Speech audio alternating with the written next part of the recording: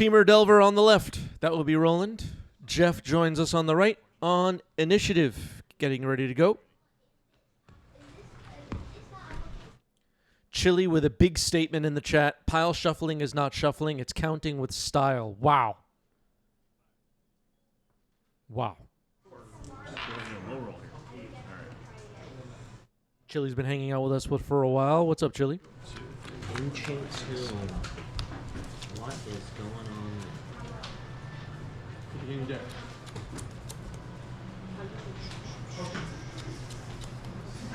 I'm good.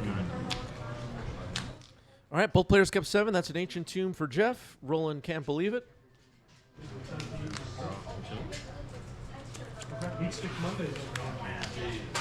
Okay, what Wason on the ancient tomb? I like that play.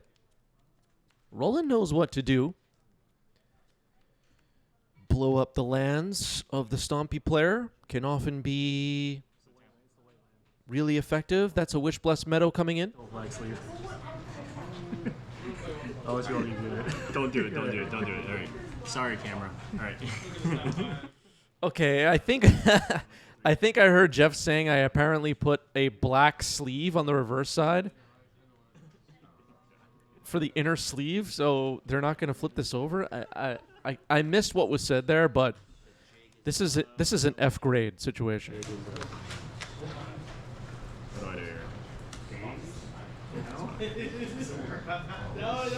The people of the chat, the people of the comments are going to be very upset at Jeff.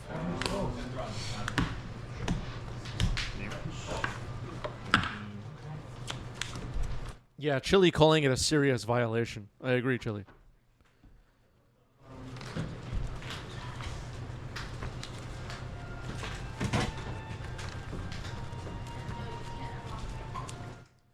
Jeff, oh, was it last week or the week before? Anyway, Jeff played in the recent RC in, I believe it was Minnesota. Pretty cool. So we have a competitive player in our circles competing on the Magic circuit. There's a Delver for Roland. No big surprise there. Jeffrey wants their channel points back. People are asking for refunds. Roberts wants it.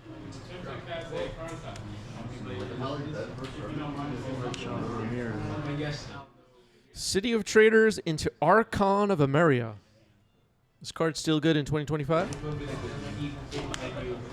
It gets dazed. Ponder flips the Delver.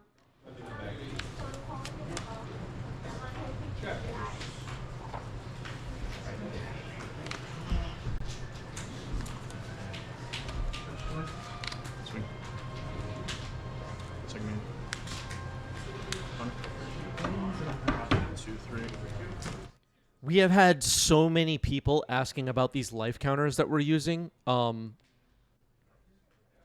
It's been posted in our Discord several times. That's a great place to look for things like that.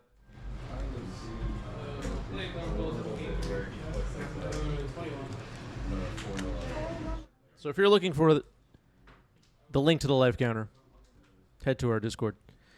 It is there. Yeah, when I hear RC, I think of remote control too.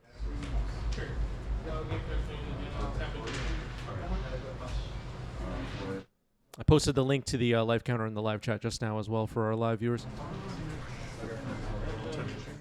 So Boromir gets dazed.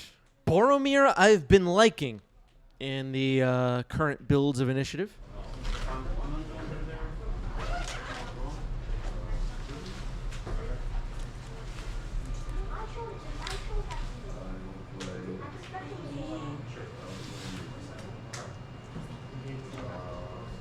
Warden of the Tower shuts off a lot of things right now. The obvious would be Daze and Force of Will, the free spells that everybody's casting in Legacy, right? But also your opponent's Chrome Moxes, their Lotus Petals, their Dread Returns. Once they have Omniscience on the board, it shuts off their free spells. Boromir's been pretty nice.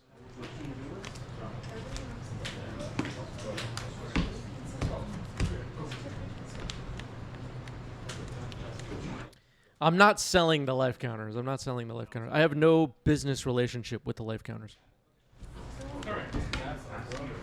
At least not where I'm getting paid. My first turn was awesome. All right, that's a chalice on 1 for Jeff. That's going to be effective here. I don't know if they tested it. Yeah, if we get bored with today's stream, we should go back and watch yesterday's stream because yesterday's stream was nuts. We had a Vial Smasher deck. What a hell of a stream that was. Well, not really, because then you get -1 power. So Roland has 2 creatures. The 3 power flyers plus a wasteland plus a daze or 2 is often the game plan against these initiative decks. So far, that plan is working. Nobody has taken the initiative. Jeff has no creatures. And potentially this Insectile Aberration and DRC will be taking big chunks out of Jeff's life total. Yeah, probably.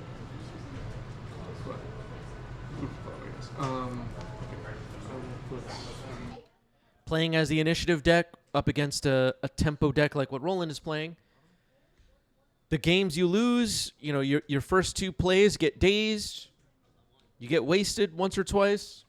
And the 3 power flyers or a Murktide take you down. So Roland has pondered. I believe Delirium is on now, and that's a big attack.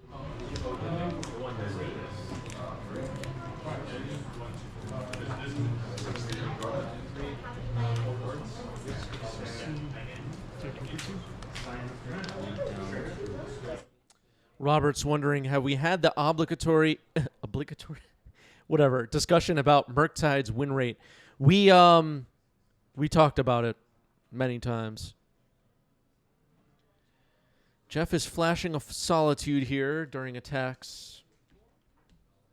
Pitching a Seasoned Dungeoneer. Roland's fine with seeing that creature get exiled. Dragon's Rage Channeler is hit by the Solitude. Roland gains 3 life. Still has an Insectile Aberration on the board.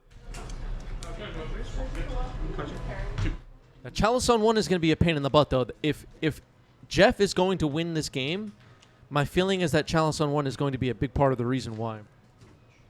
Here's an Anointed Peacekeeper. That could be a pain in the butt. And you may copy it if you want. By doing what? Nothing. You can copy it. No.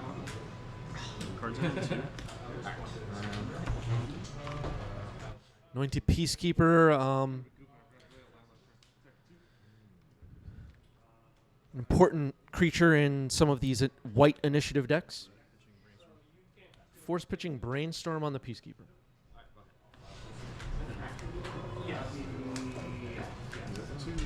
All right. Passing the turn back to Roland, who has stopped several creatures in this game.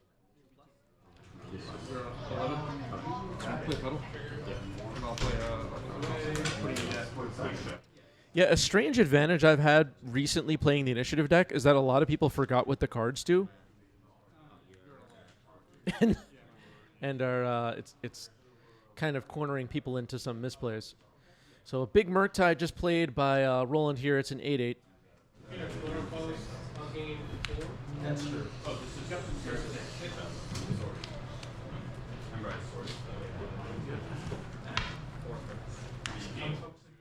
All right, Roland takes game 1.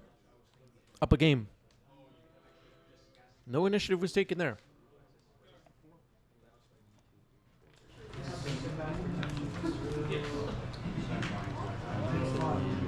I couldn't play anything. What's going on? If I played the Witch Enchanter land first, You wouldn't be able to play Wasteland, yeah, I would have been done. It was too tempting. I was like, huh, well. All right, Jeff liking his sequencing of land drops there. Needed that white mana from the Witch Blessed Meadow really badly in that game. Telling Roland that he would have been cooked without it.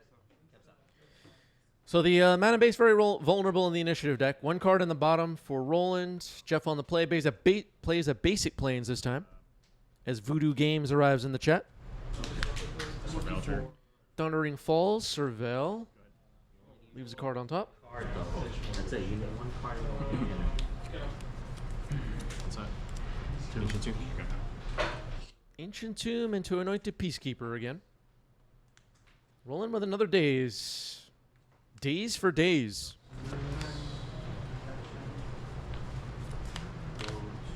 Okay. Take it away.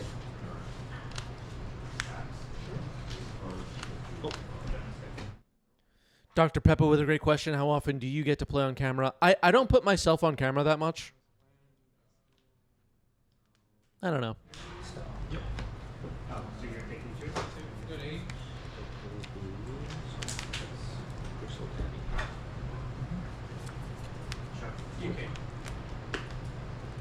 Okay, that's a City of Traders for Jeff. Jeff now with 5 total mana.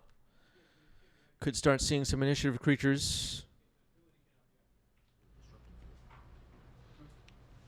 If you cast one, it will cost 6. So if you cast one, it will cost 6. But Seasoned Dungeoneer. Flooded Strand gets correct. Volcanic Island. yeah, but to cast it, costs 3 extra. Kiviuk says we need more Nooch on cam, right, chat? Want to see me more on cam, everybody?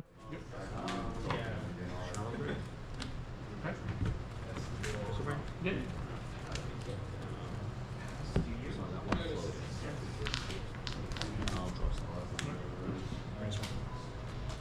There's a brainstorm for Roland.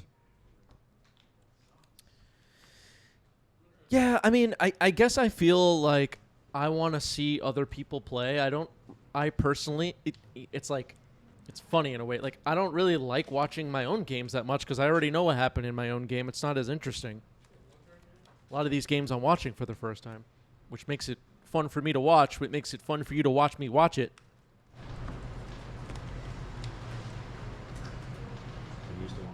And that's what the votes are for, I guess, yeah.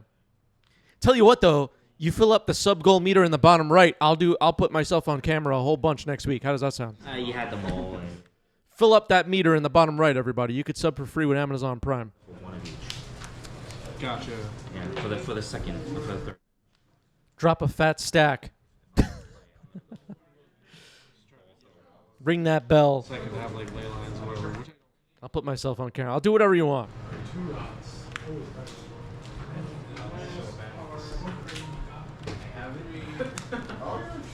Well, okay, target yourself. Other result. Ban Force of Will and Legacy. Are you mad? Died. The spoils of the vault tonight. So the Seasoned Dungeoneer was countered. Roland's held off the initiative stuff so far in this match. Gets a ponder in now. Oh yeah, I mean, Because it may not be great, but All right, Kiviuk's for real. 5 gifted subs for Kiviuk just now. 7 now on the channel. Thank you, Kiviuk. Really appreciate you. Thank you, thank you. whatever play it creature against you have, You gotta play it against like no creature decks. or low creature. Haven't played the format much myself over the past year, but been spectating a bit of the timeless format from Arena on YouTube over the last couple of weeks, months really. If you're curious about Eternal-ish formats, you know, high power formats without Force of Will, go check that one out. It's interesting. Mana Drain is legal. It's such an interesting format. To me, I know, listen, I know my crowd. I know some of you are like, Arena, like about to crash out already. But if you're curious, go check it out. Dinosaurs? Yeah.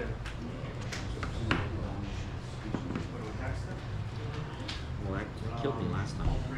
Yeah, some people left just now. Yeah, it hasn't been bad at all. Roland involved in this pondering quite a bit. Jeff with 4 cards in hand, waiting very patiently. As Dr. Pepper kind of puts 4 magic cards floating in the chat. Kind of perfect there, Dr. Pepper. Well done, Dr. Pepper. Initiative.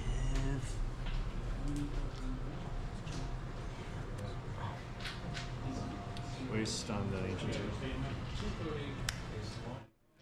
All right, a Wasteland fired off on the Ancient Tomb, leaves the City of Traders. If Jeff wants to play a land, he's going to lose a land.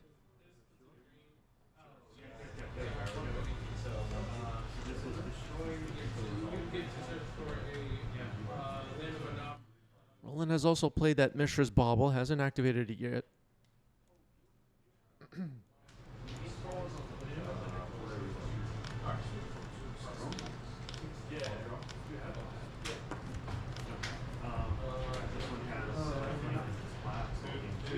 Well, you won't, because it won't be there when damage happens. Speaking of on the verge of crashing out, I'm seeing like the format expert people bubbling up again about like the metagame win percentages and whatever the metagame share of the combo decks are or whatever. How's everybody feeling right now? Is everybody okay? How's everybody feeling about Legacy at the moment? Is anyone really upset? Does anybody have anything they want to share? Making a spawn and All right, so another anointed peacekeeper has hit the stack. Roland checking it out. I'm just taking a look with Mishra's Bauble. I didn't see what that was. Maybe Twitch chat did. That will resolve. yeah, but I can't take damage because I'm half protected. Or Sorry, 7, that's 6. in that case. So anointed peacekeeper has resolved. Thinking about which card. Hopefully it's something more. Yeah, it's probably Bolt. I'll play Bolt. Okay, so you're choosing Bolt? Okay. Yep. Okay.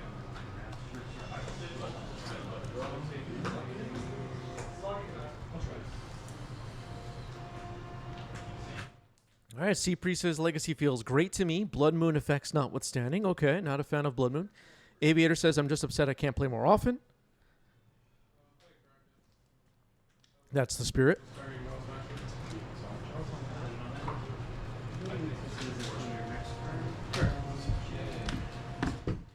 Dr. Pepper says probably the healthiest Legacy meta in a couple years. All right, some good opinions coming in.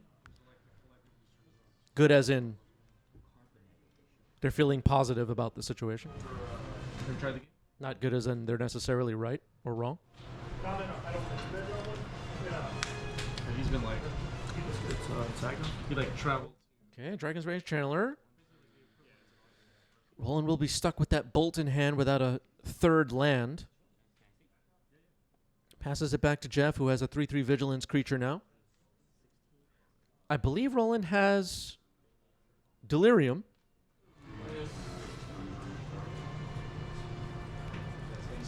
You know what I like? I like the Yeah, it feels like the feel of the bag. It feels Yeah. very old school. Yeah. It's those bubblegum packs Yeah. and stuff. I love it. It's like paper. It's great.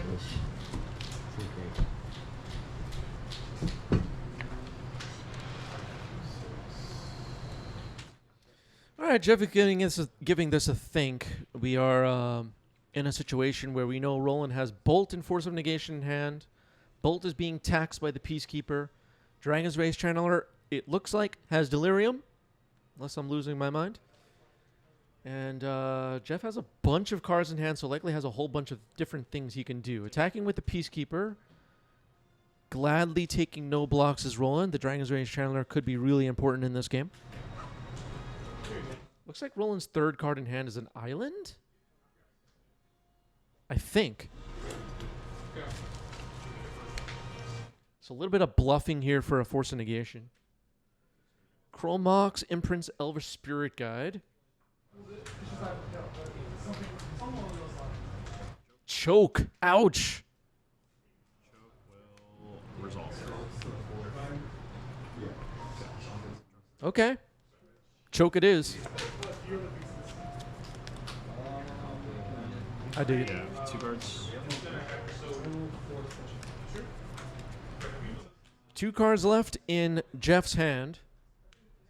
Attacking with that Dragon's Rage Channeler, why not? You have to, actually.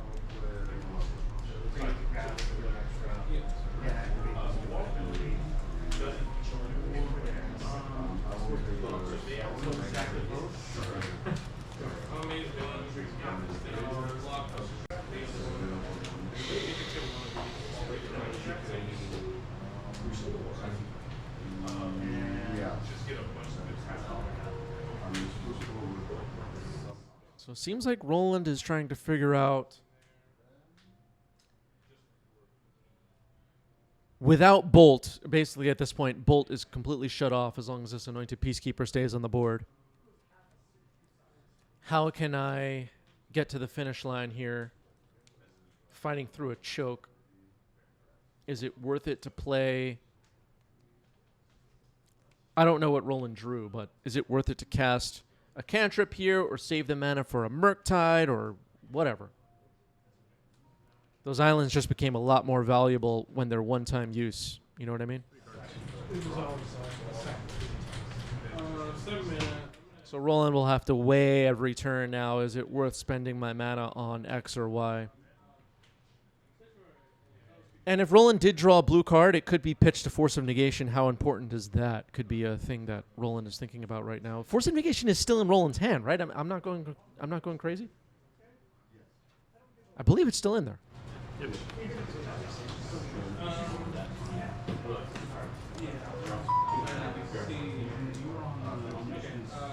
Sorry about those phone sounds in the background. Yeah, the Dragon's Rage Channeler is still a 3/3 flyer, and it could be highly relevant in this game. Jeff just passed the turn after combat. It's a good sign, I guess.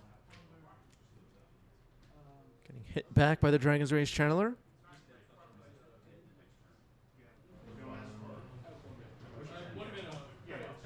Twitch chat thinking Jeff has Solitude. It's possible. All right, Roland's using a land to play a creature, Delver of Secrets.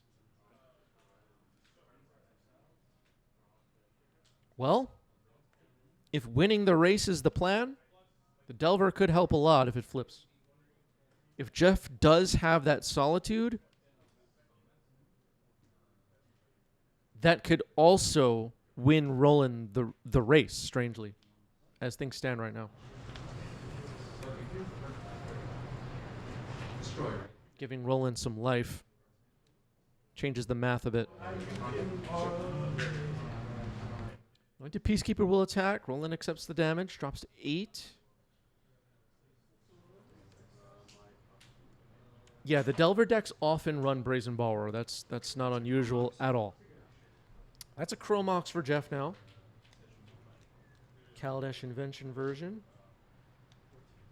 Seasoned Dungeoneer is imprinted, so it can tap for white. 5 total mana now for Jeff. If Jeff can flash in a Solitude, hard casting it,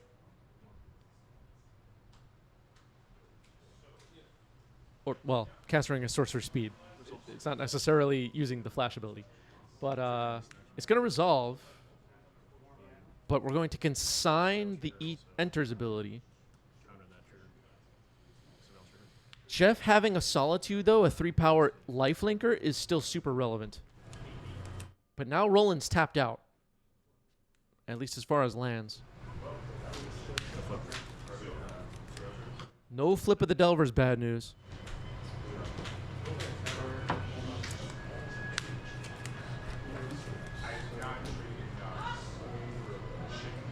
Mishra's Bauble could help with the flipping of the Delver. Jeff having a Solitude is going to be a major pain in the butt, though. That lifelink is going to be super valuable right now. Taking 6. So Roland drops to 2. Jeff up to 10.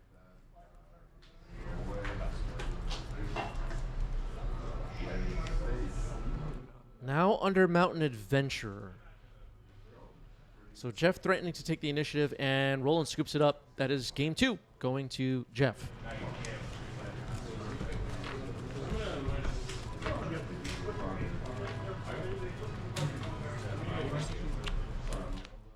Yeah, Lifelink can be so good in Legacy in these games against Delver decks and stuff. The Death and Taxes decks often use Lifelink in kind of the history of Legacy with cards like Batterskull and stuff like that.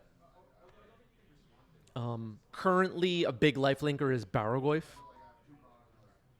That card's been huge in this format. And then, you know, if you want to look all the way up to the kind of the top of the lifelink scale, you have Atraxa, whose lifelink ability might be one of its best abilities in a lot of situations. Lucky. Yeah, Triumph of St. Catherine's a great one. That card was great. Mostly because it's of its lifelink, or a big part because of its lifelink. All right, rolling with a first turn Dragon's Rage Channeler. Jeff with a Once Upon a Time. Great way to start a game. It's 4, right? It's 5. I'm pretty sure it's 5. 5, yeah. Is it just covered by the signature? Jesus. All right, Jeff forgot how many cards Once Upon a Time takes a look at. The signature was covering up the number. Yeah, the Baroglyph is great.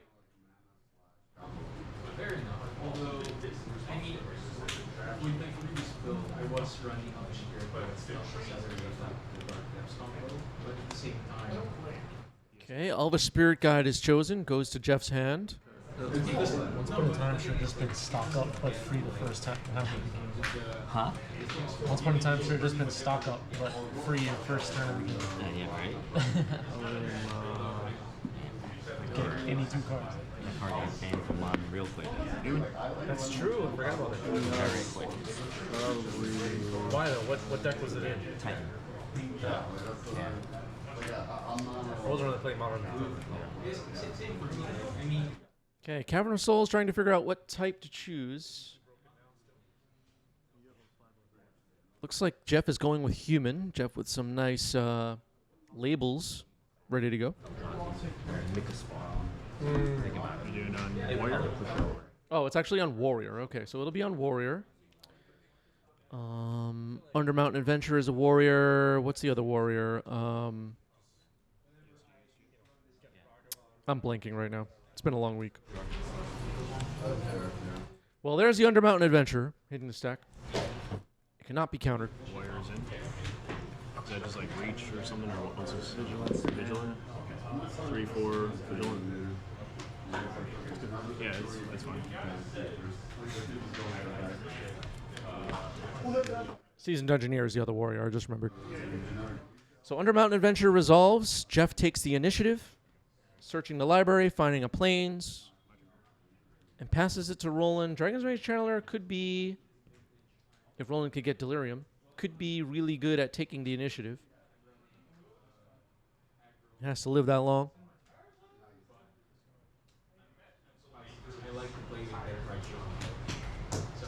The red Caves of Chaos Adventure is a barbarian. Upkeep.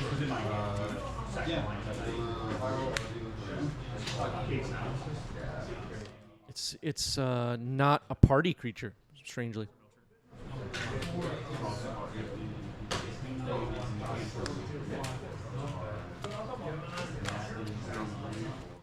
All right, so upkeep, a lightning bolt, surveil. Now a fetch. The lightning bolt was on the Undermountain Adventurer, so it's taken 3 damage. It has 4 toughness.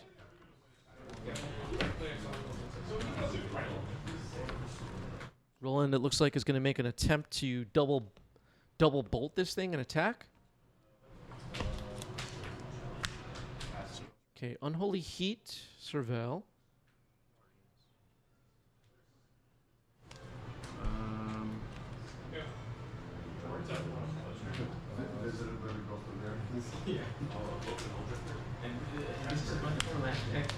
Okay, that's an Ancient Grudge dumped into the graveyard. Undermountain Adventurer dies. Dragon's Rage Channeler is going to try to attack and take the initiative. 1, 2, 3. Only 3 types in the graveyard right now. Attacking for 1. Jeff takes 1. And Roland takes the initiative. Is it going to my hand? Or going to put into my hand? Okay. All right, Roland finds a basic island, puts it into hand. And Jeff spent a lot of resources to get that adventurer on the board. That's tough.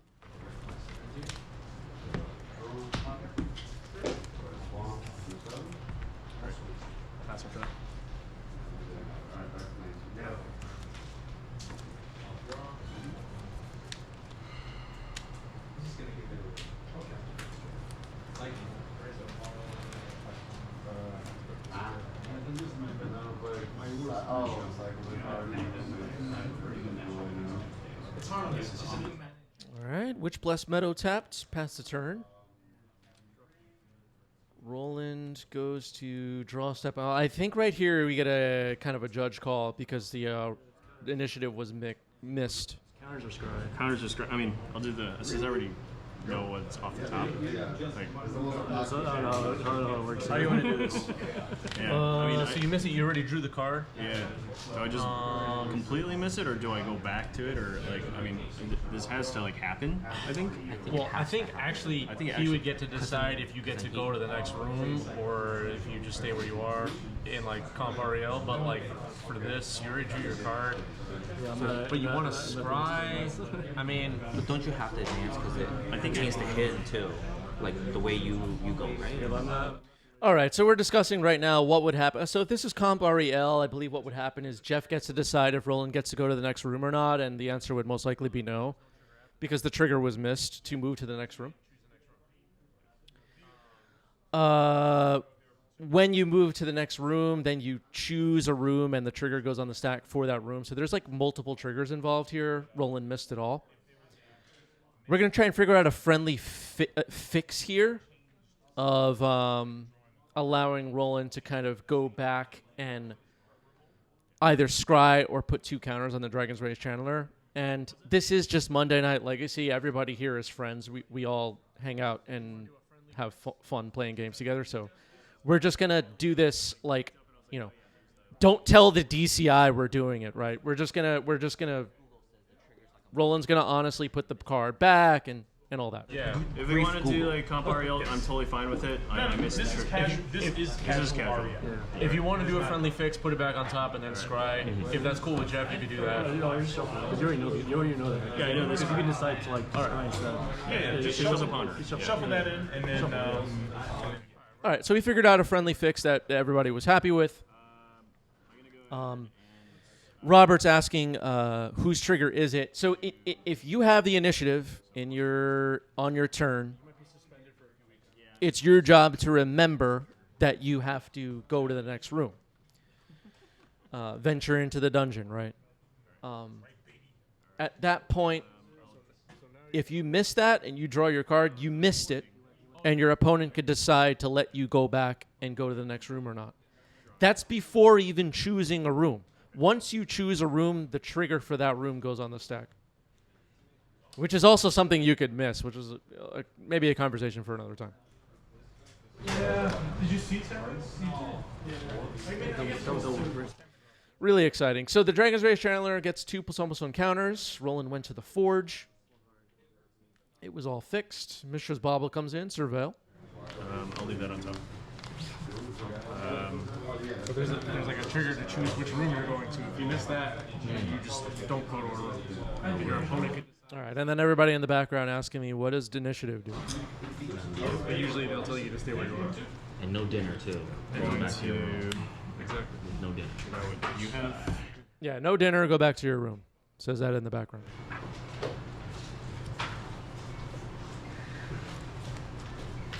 So Mishra's Bauble put into the graveyard. Does Roland have Delirium now? Land, creature, instant, artifact. I'm seeing Delirium. This is a 5/5 flyer, Dragon's Rage Channeler. It's attacking. Jeff accepts the 5 damage. Then. Let's see.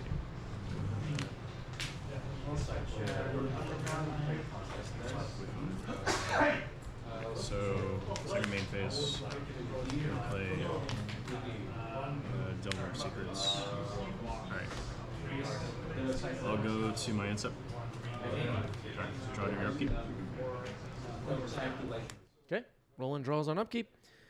Delver of Secrets also on the board now, so potentially another 3 power flyer, although the Dragon Rage Channel has a 5 power now.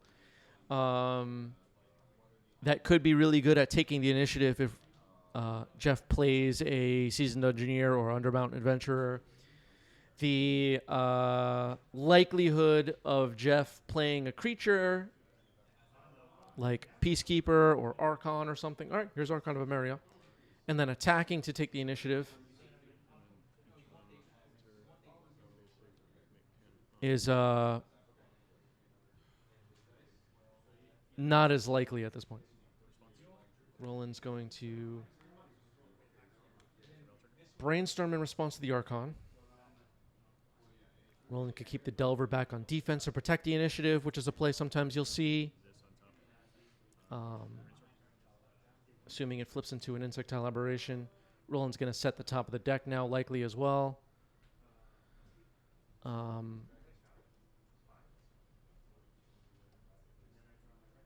Vantage bar sliding over to the left slowly.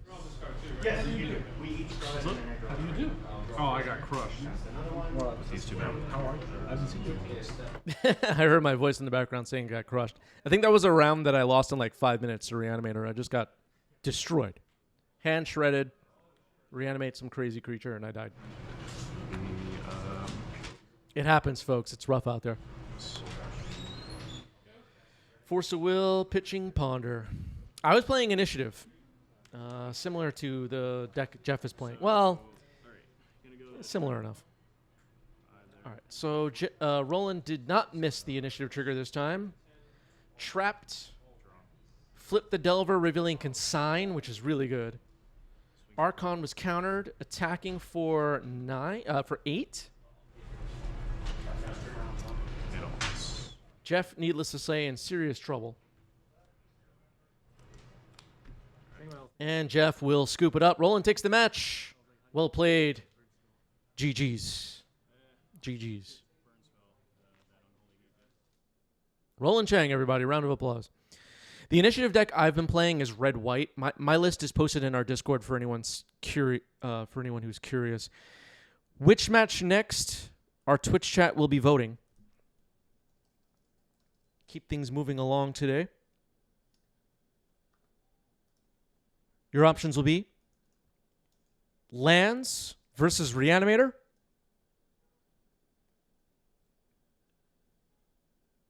Sultai Beans versus Doomsday,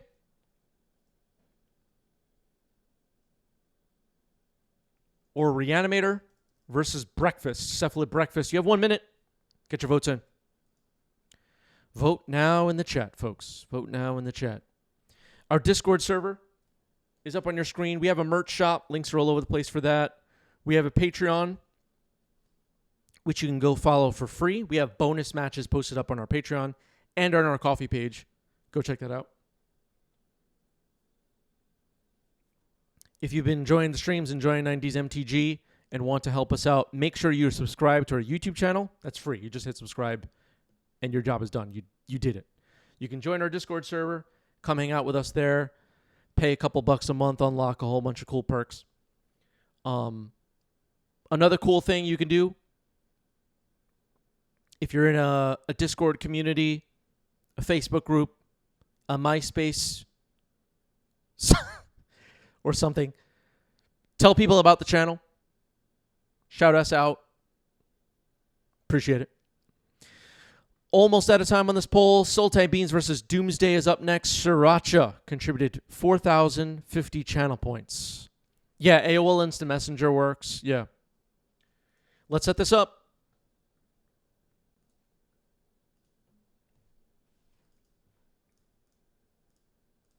Oh, shoot. I just misclicked something really bad. Well, see how this works.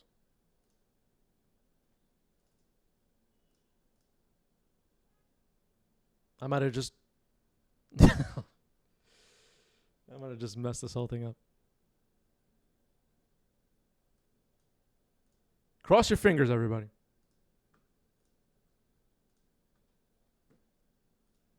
I think I saw the other day that Skype is no more. Is that true? I have no idea. Diving in.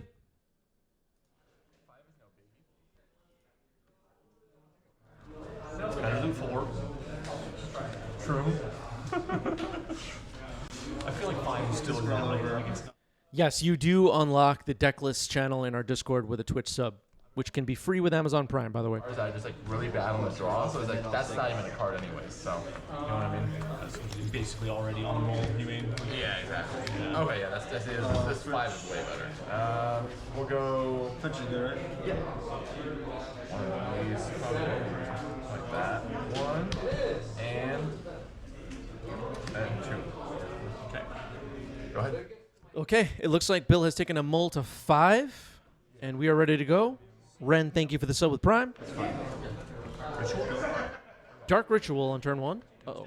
Doomsday. Okay, we're not screwing around, chat. This game is underway. Thank you.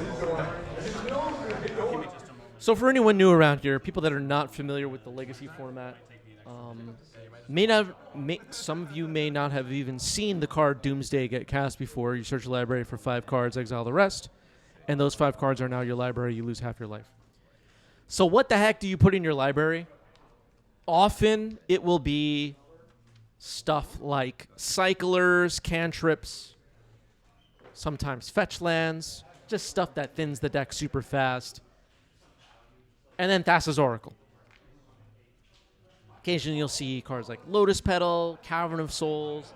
There are a bunch of different tools they use to kind of accomplish the mission. But that's the idea. It's a Thassa's Oracle combo deck using the card from the Weatherlight set Doomsday. And I think that kind of sums it up. Is there anything important I'm forgetting? Does anybody have any questions? Does anybody have any idea what's happening on the stream right now? I don't like Ponder. Dude, unban it in Modern, please. I don't.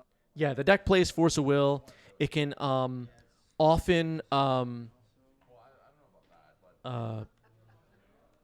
play a nice disruptive game plan of stopping whatever your opponent's doing with Force of Will days, Thoughtseize, stuff like that. Q Sword with a great question. What is the allowed proxy count in this tournament? So no proxies. All the events we show on stream are sanctioned Magic events. No proxies. Yeah, there is often a sideboard pivot with the Doomsday decks as well. Sometimes they'll have like Bargoyfs and Baleful Strixes and Murktides and things like that to have an alternate win con. One of the downsides of the gameplay of Doomsday is that we have people searching their deck and graveyard for 5 cards and then turning that into a library, and sometimes it takes a minute. Bill waiting very patiently, though. You got it.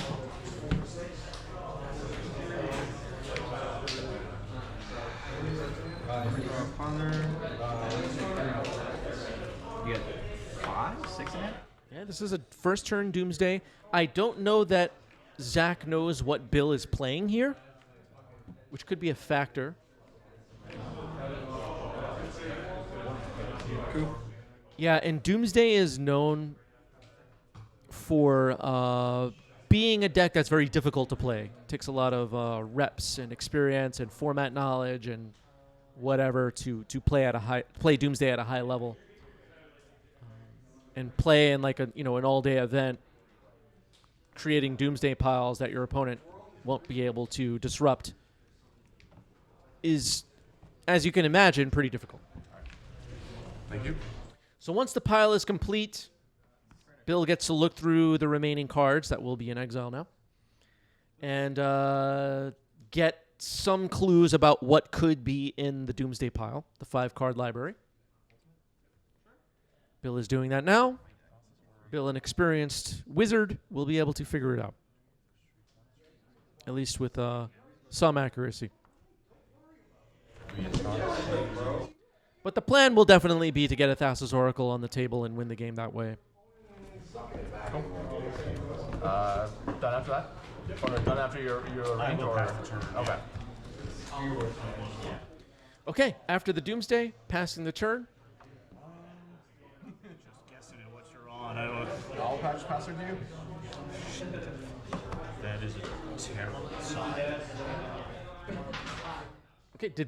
Okay, Bill just did not play anything and passed the turn. That's interesting.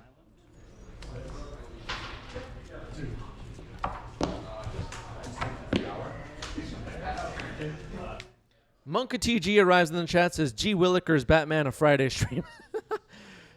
Hello, Monka. You know what? Coming up this weekend is Monka's birthday, everybody. Can we all wish Monka a happy birthday in the chat, please? Happy birthday, Monka.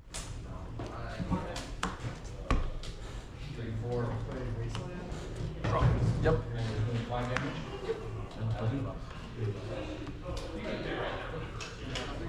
Yes, please wish Monk a happy birthday, everybody. Play anything. Why would I?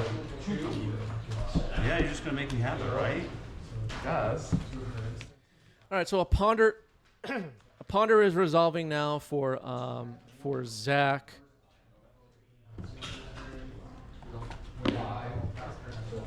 I'll be on the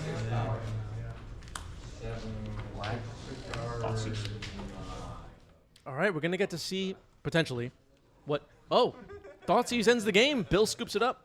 All right, Bill playing some interesting mind games here. Zach up a game.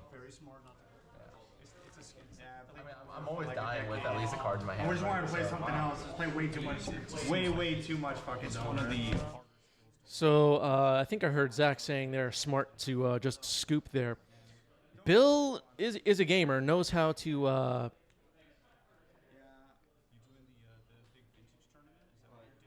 play the mind games of competitive Magic, I guess. So it's unclear if Zach knows what Bill is playing still at this point, post-sideboard. One card on the bottom for Bill, who will be on the play here for Game 2. Plays a Tropical Island and passes the turn. I was not expecting the drop. Drop. Yep. I get a game like that, I probably wouldn't even sideboard. Like if I were you. You know what I mean? I'm gonna crack the Delta. Yeah. All right, Zach cracks a polluted Delta. So as often is the case with these combo decks in Legacy and other formats, I'm sure. But in Legacy, you steal a game 1 from an opponent that was not prepared for whatever your combo does. You get that game 1 win, and then game 2 and 3 are a little bit more difficult. A Brainstorm in response to a turn 1 Thoughtseize.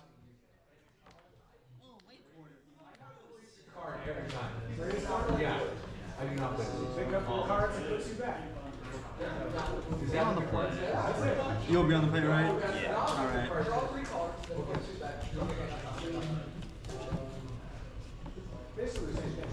Trying to remember now. I think I played against Zach at this event. Was it this event? Yeah, I don't know. Trying to remember what's in Zach's deck. Tarmogoyf, Bowmaster, Trop, Wasteland, Verdant Catacombs. Obviously can't take the lands. Tarmogoyf is interesting. I had some bad land situations last game. Likely will be Bowmaster here, but okay, taking Tarmogoyf. All right. Well, I was wrong. For the first time ever. Or just yours. Everybody is. That's right. Don't bolt the Tarmogoyf. That's right. boy. Yeah. So Thoughtseize, pass to you. Alright, tap drop. Piece to the nether right now. This thing. Alright, this will keep. And I will fetch. Going to 19. Get a Underground Sea. And cast the Bowmasters. Ball. Okay. Best keep. Okay. Underground Sea, Bowmaster, casting on sorcery speed, which is sometimes the correct play. Street Wraith getting cycled in response. Good old brainstorm trickaroo. I'm going to draw an alt first and then reveal. Sure. And pass her 2. No flip. Yeah, there was a time period where Tarmogoyf was a really pricey Magic card. It was really popular in Modern. And it was hard to find. It was only in the Future Sight set at that point. And maybe one reprint. Oh, what is that? Oh, that's Personal Tutor. Okay. That's Personal Tutor. That card. The card. The card. Personal Tutor finds Doomsday. It will go on top of the deck.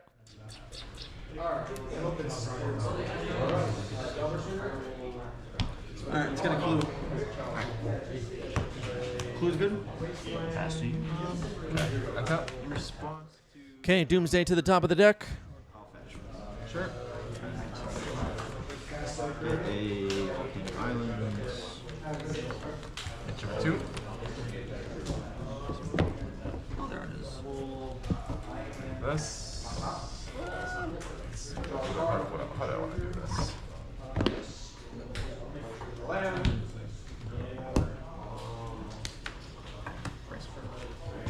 So Bill having the Bowmaster is pretty good.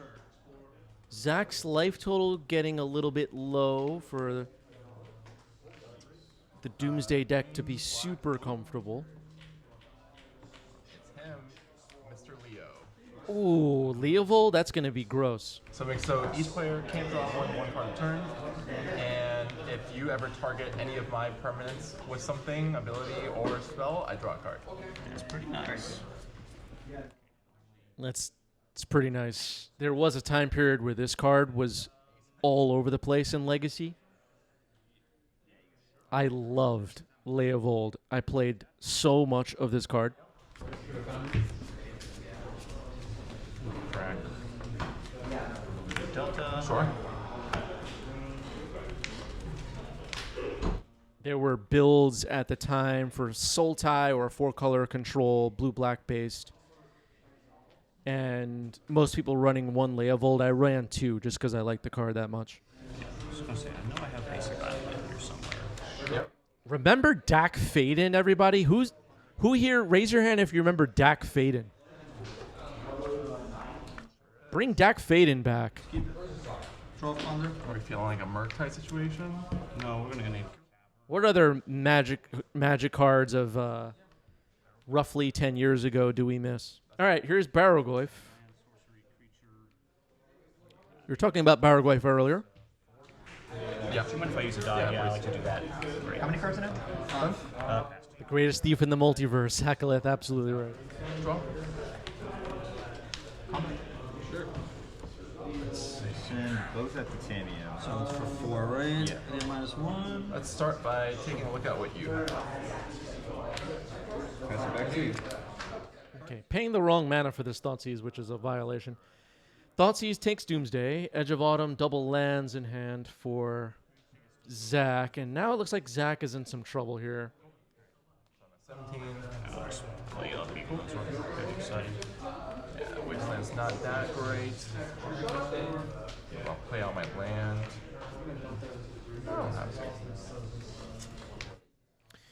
Roy Hobbs asking, is this live or when is this? Normally I joke like, are we live? But I'll to avoid sounding like a jerk, I'll answer. These games are pre-recorded. This is from FNM at Bifrost Games in New York City. And we do recaps here on our live streams of recent events with some commentary, comedy, maybe some people are saying, like Peter. And it's a good time. So hit the follow button. We'll see you in the chat. And our YouTube channel has a massive library of Legacy matches for you to enjoy.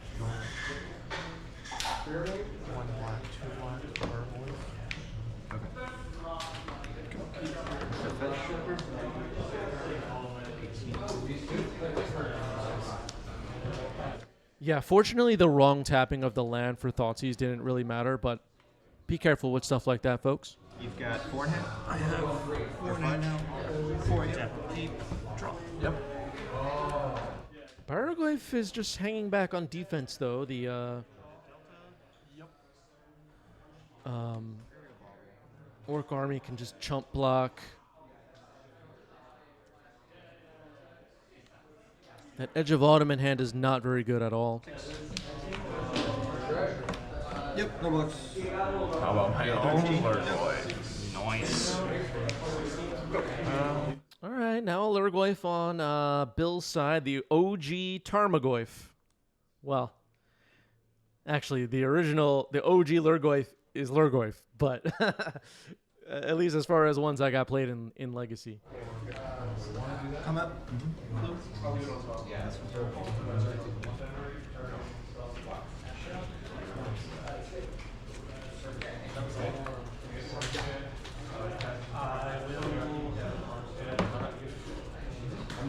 Go.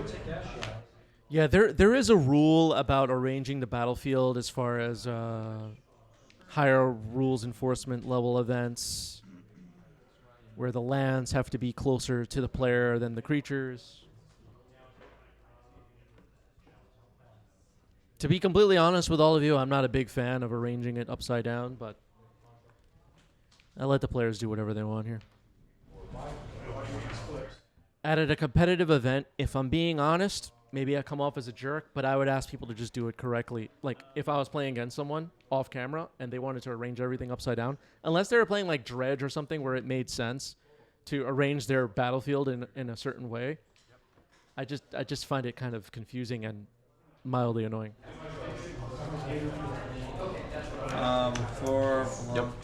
Not a fan of the upside down thing. Swap. Short. Swap. Got it. And then I'm gonna attempt to jam to Doomsday. All right, Zach announcing I am going to attempt to jam a Doomsday. Lost one out of hand earlier. Found another. So in that case, Okay, that's good. 6-6. that was awesome. You 6. Yep. So you're going to 4. Yeah, Bill plays some competitive Magic. I'm sure Bill would have done it the proper way, especially if someone asked. Harry Houdini arrives in the chat wondering, am I late? You know what? You're a little bit late, Harry, but when you have a golden gifter badge, you're fine. Oh, bargain triggers that. I forgot about that. Yeah, it's pretty good.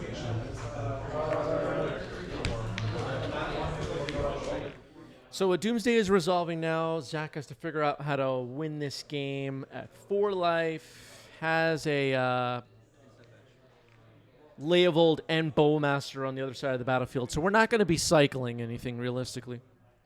Double check. Fetch 14? Oh, yeah, I think you're right. I'm at 6. Yeah. Or cantripping or any of that stuff. Harry excited to see Leovold, as am I. Big fan of the card.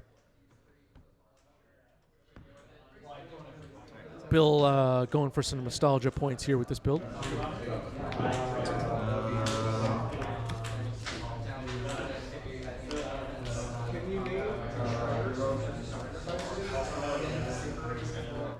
Bill, in the spirit of FNM, sometimes throws together some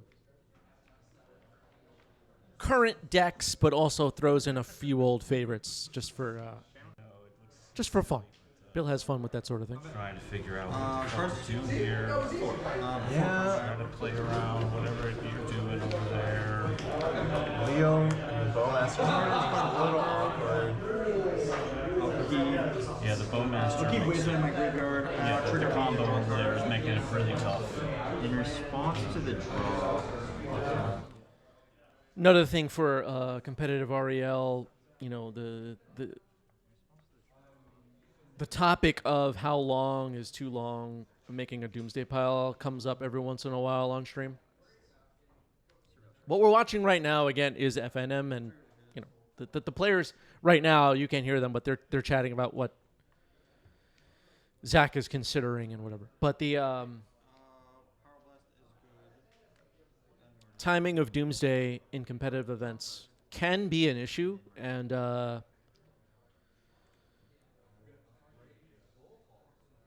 worth it to call a judge sometimes. And then combat? Sure. Target. 3. Okay, I'm at 3. Pass turn. Zach trying to figure this out. This is a tough situation for Zach, without a doubt. As of right now, has the Barragoyf, but, you know, playing against a deck with black mana, who knows how long that will be around. One Sheoldred's Edict and the game ends. That kind of thing.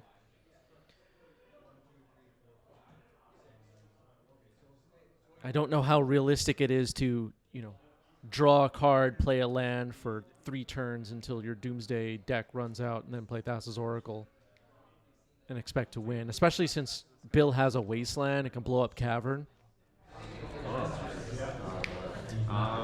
Bill has 2 cards in hand, which is a consideration too. What could Bill be holding?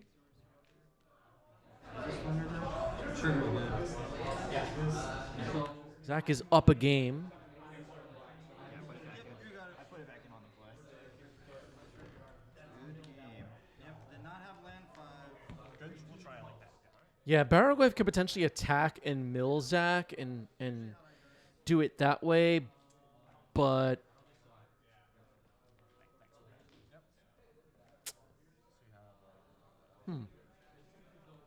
you know what? Harry's actually making a really good point that I didn't consider. The only thing is, Bill is definitely going to block, so it's like, does that work? On like the one drop. Not really. Oh, yeah, I have no more cards or anything. And then this is still a 4. Okay, cool. There's no way Bill doesn't block. Just on I mono can't one draw drop. any cards, I've so, got Bowmaster too. pass to you. On your end step, I'm going to wasteland you. Yeah. Okay. Untap. Okay, and step Wasteland on an underground sea. Alright, I got action. Ponder. Yeah. Ponder. Yeah, That's good. Okay, Bill announces I have action and cast a Ponder. Not sure what that means. Well, I mean, this is my first game I played with it. I've been on the teamer version, like just stock teamer. I just took whatever the stock teamer list was. Yeah, smart. That was doing good for me actually. But Okay, draws a card. to another guy who is more experienced. Plays a Wasteland, okay. On the last time I played, and he was. So you can I gain asked him 4. like, what version he thinks. Oh shit! I'm about to shuffle in all my stuff. And then take. Yeah, I asked him which version he thought was best, and he Are you said just Demeanor. Yeah, I think actually I'm just And I was dead. like, I think I did the damn, math I kind wrong. of like the reach. I have- this is and like not- the power level of Darcy still. So I just kind of like him. I think Bill is realizing here he can attack right through Barrowglaive and deliver lethal. That's why I built this. But, Yeah, I thought I was going to be a 1, but no, I'm going to be right. I'm going to be at 0. but there's a I'm gonna- I guess weighing the risks of that now. Going to attacks, have to block Tarmogoyf. No, no, 3, 4, 5. Yeah, no. 6 bobble. You have 9 power, but I'm And you play blocking. like 4 DRC. Oh, yeah, no. Yeah, I'm not see. Okay. And you just cheese people that way too. Yeah, you just go Faster. Yeah, I wasn't seeing it either, Harry. I was a little bit confused, but I was like, am I just not understanding? expressive iteration. Nope. So they considered that for a moment, but they agree that that was not true. All right, so Wasteland on the Underground Sea. Going after the Underground Seas is interesting. Yeah, I was pretty sure I did that math. Cantrips. Okay, you're going to Yeah, then it's not there. Like, Corey Steelcutter is kind of that would cancel my draw you need step. to play a If deck. you drew it. That would have been a disastrous attack. All your good cantrips, all your good removals. Oh, because that's That would have been horrible. the first one I can draw step. That's right. Not the first one now, besides the draw. This thing is just a fucking bug pile. That's all So this no reason for me to do that. Yep, go ahead. I will just. Yeah, the crackback from Barrowglaive with the mill, Harry's original plan that we talked about earlier would have worked perfectly, and Bill would have lost to Tarmogoyf in combat because the Barrowglaive has death touch, I mean, it's disaster. True, exactly. All right, drew a card, passes it back to Bill, who draws a card and then passes it back.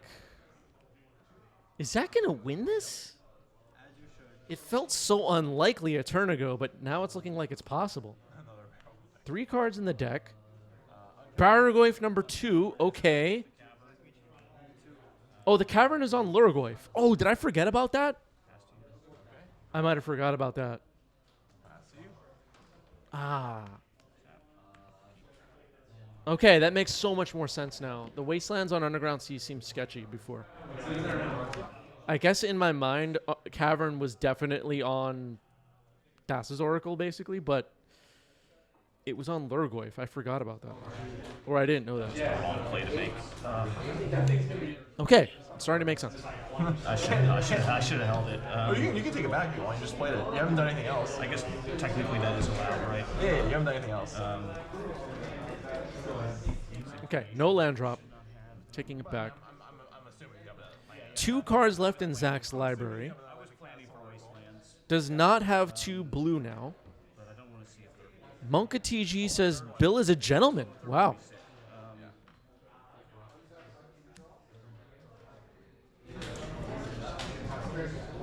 I wish I had a card that just like mills you out or something. That would be perfect, right? Which I do. Pass to you. Okay, I'll draw. Yeah, it's Twitch chat speculating that Bill is holding counter magic. It seems like it. What, Zach? Bugged over so bad. Peter says I'm funnier on YouTube. Yeah, Monka is saying Bill let him do a takesy backsy. Exactly. Oh, you bet your ass I do. Yeah. Yes. We're just passing it back and forth. One card left in Zach's deck now. Is Zach going to win this game? It seemed so unlikely before, but it's looking like it could happen. Witherbloom Command, okay. And they also drain you for 2. Milieu. Force pitching Jace. 3. I mean, I got a force of my own pitching days. If you force back, you get another one. No, that's game. Okay. Wow. Okay, Bill takes game 2. We're going to game 3. The double waist got me.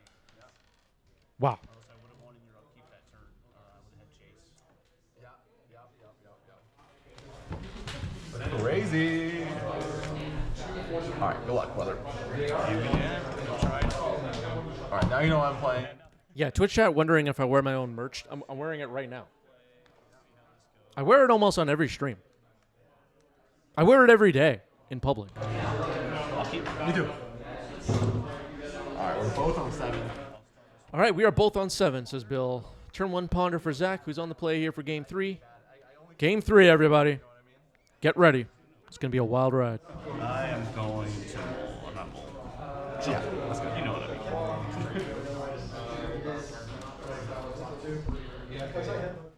What you just saw is the players getting used to our new life counter.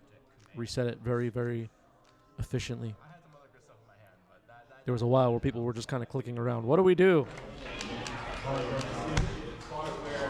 Which is fine. It was new. Yeah. Yeah, Zach taking the Doomsday player aesthetic very, very seriously. Thoughtsy's targeting you. Let's see what you got. All right, Bill announces a Thoughtseize. The hand is revealed. Thassa's Oracle, Scalding Tarn Cavern, Personal Tutor, Doomsday Dark Ritual. Okay. This is a not messing around hand. I will take her Doomsday, sir. Yeah. And Doomsday is selected. It will go to the trash.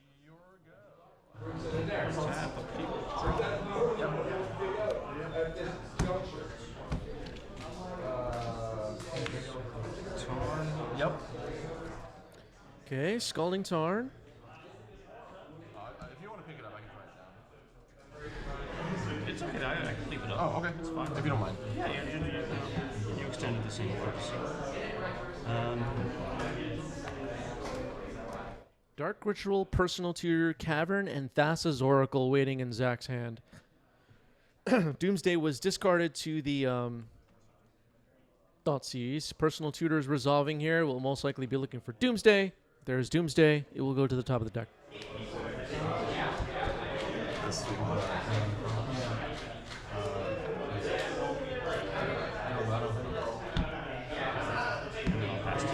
Alright, untap. Drop. I will play a Wasteland. I believe that's a Commander Master's Personal Tutor, but I don't know. Yep. Yep. I'll drop. Okay, not going for the Dark Ritual Doomsday plan right now.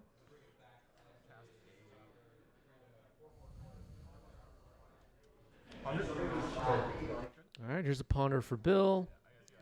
Remember, folks, if you want to play Magic at the highest level, like, you know, Pro Tour, World Championship, you have to have every version of every Magic card memorized. How many times do I have to remind you of this? Like me, exactly. Thank you, Harry.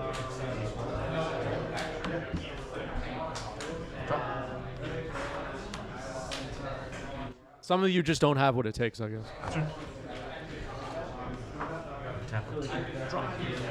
Yes, even the newer cards. Yeah, I like some cards. Every Conflux common, all of it. Here's Ponder.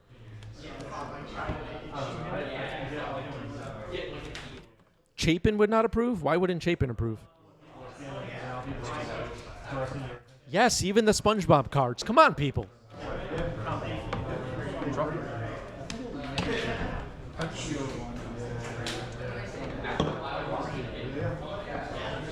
Some of you don't want to work hard and do what it takes to become the Magic World Champion. Memorize the cards. Here's Tarmogoyf. Actually, no instant. Just sorcery on that. Oh yeah. Oh weird. I know. You're asking me. Most of the time you can just assume there's an instance. 2 power on this Tarmogoyf. The passing back and forth continues, but now Bill has a threat on the board. Zach has a threat on the board in a way. We know Doomsday is in hand, but hasn't put it on the stack yet. Likely guessing that we're going to have a fight on the stack over it, is my guess. 6. I'm 6. At least part of the concern. I'm gonna crack the polluted delta. All right, cracking polluted delta. We're getting some moves now. Finds a basic swamp. Uh-oh.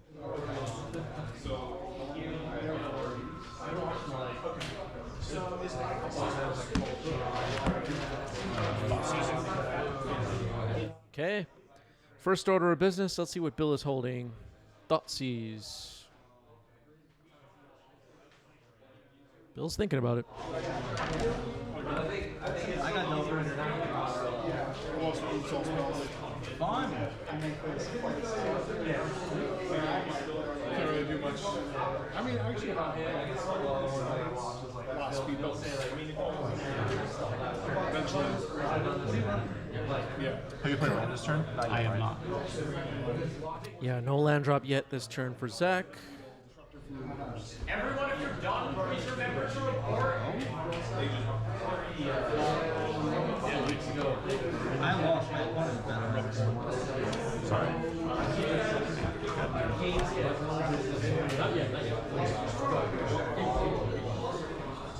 All right, taking a moment on this Thoughtseize. He's taking a little bit too long, but that's okay. Thinking about responding to it. Decides not to. It's going to resolve. We get to see Bill's hand. Ooh, it's a nasty one. Consign, Force, Double Daze, Shieldred's Edict, and a Wasteland. That's a pretty good hand, given our current situation. It's going to be kind of tough to beat.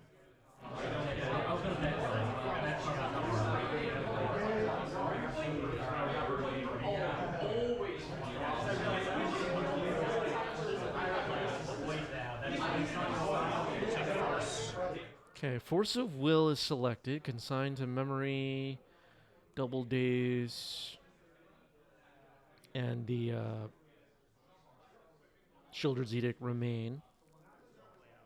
Plays Cavern. Nope, doesn't play Cavern. No, I don't need that now.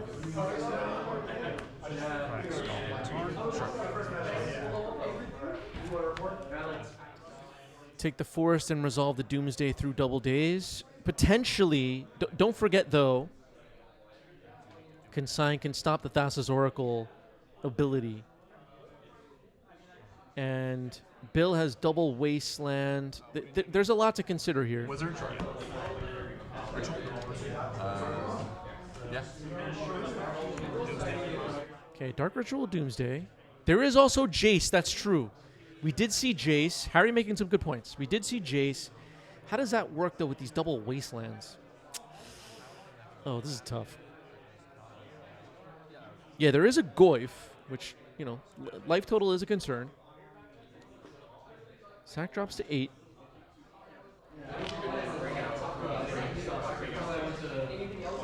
Does he run 2 Thassa's Oracle? Another good question from the chat. I don't know the answer to that. If we saw that in a previous game, I don't remember. Harry says it's likely. It is likely, but I just don't know.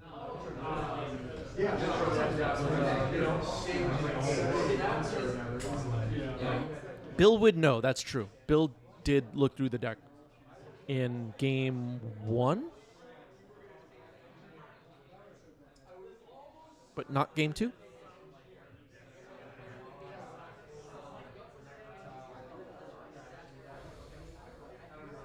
At least now Zach knows what he has to beat. It's this consign, the double days, the double wasteland. The Children's Edict is unlikely to matter, it seems. It could matter.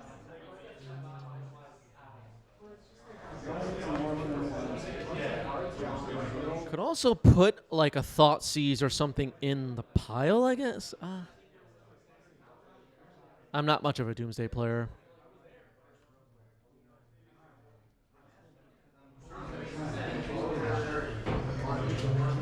If Zach did not know what was in Bill's hand here, chances are Zach would walk right into a really bad situation and lose the game. But knowing the hand, yeah, the Edict could kill Jace. That's very relevant. But knowing what's in the hand allows Zach to kind of move very carefully right now. It looks like Zach has selected 5 cards, so we've gotten that far.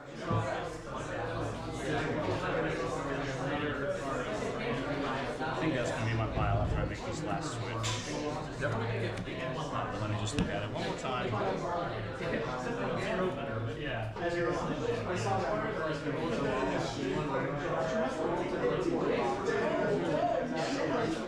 Three power on the Tarmogoyf right now, still. Dextro, thank you for the resub. 26 months. Wow. Thank you, Dextro.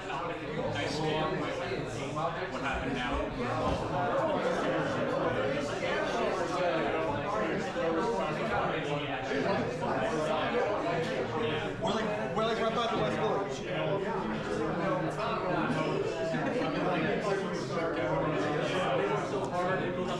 Sorry, just one switch. Then we're done.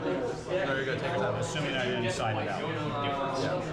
I mean, it will get this game over. We got like 5 minutes left. Yeah. Harry Houdini, thank you for 5 gift subs. Thank you, Harry. Really appreciate it. 167 now on the channel. Number 5 on our all-time gifters leaderboard. Harry, a pillar of our community.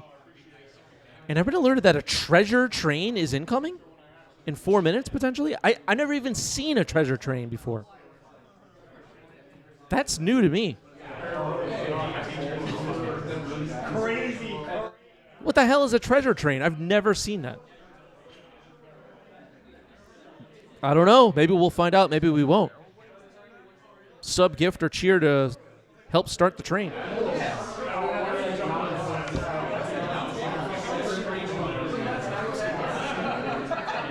Harry demands that somebody gifts a sub.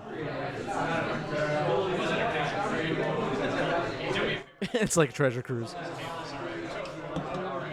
I've never seen Treasure Train. Apparently subs are discounted while the train is active, says Monko. Okay. Dr. Pepper, thank you for the gift sub. 7 now on the channel, and the treasure train has started. Okay. We're in a treasure train. We're going to find out together, I guess, if that does anything. All right, clearly we're taking a little long on this pile, but this is FNM, and Bill's being nice about it. Bagels are getting jammed in the chat. The bagel emote, still the hottest on 90s MTG most of the time. Bagel's a big part of the 90s MTG lore. Monka TG just gifted 5 subs. Thank you, Monka T. And happy birthday again to Monka. Say hello and happy birthday to Monka in the chat if you haven't already. 73 now on the channel. Okay, and then you're passing? And then I'm passing. All right, then we're passing. 5 cards in Zach's library. Has a lot of stuff to beat on Bill's side. Wasteland on the Underground Sea. We kind of saw that coming. Wasteland on the Cavern of Souls. We kind of saw that coming. Tarmogoyf attacks. We kind of saw that coming. Rolling MTG in the chat. I'm just announcing it. I have to announce when Roland arrives.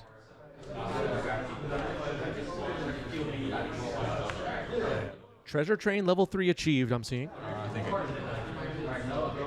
Lion's Eye Diamond comes down. Dasa's Oracle is already in hand. We knew that already. Could be relevant.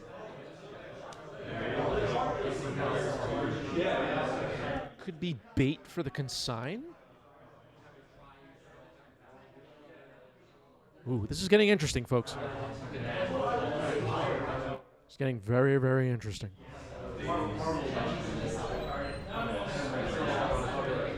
I'll consign 2 copies on that. So we're 1 copy, so there's 2 consigns targeting your. Okay, consign to memory, targeting Lion's Eye Diamond. That is the match. Bill gets the match. Felt like bait wasn't bait. GG's. Bill played it right. And gets the game. Fist bump. What a great match. That was good. Roland just gifted 5 subs. 275 on the channel now for Roland. Thank you, Roland. Really appreciate it. Roland number 3 on our all-time leaderboard. Treasure Train level 4 achieved. Thank you, everybody. This treasure train is going along. Yeah, AJ Potato wondering what was in the pile. You know what? I don't know. I honestly don't know. Let's keep things moving, though. I want to keep things moving along. Which match next? Your options will be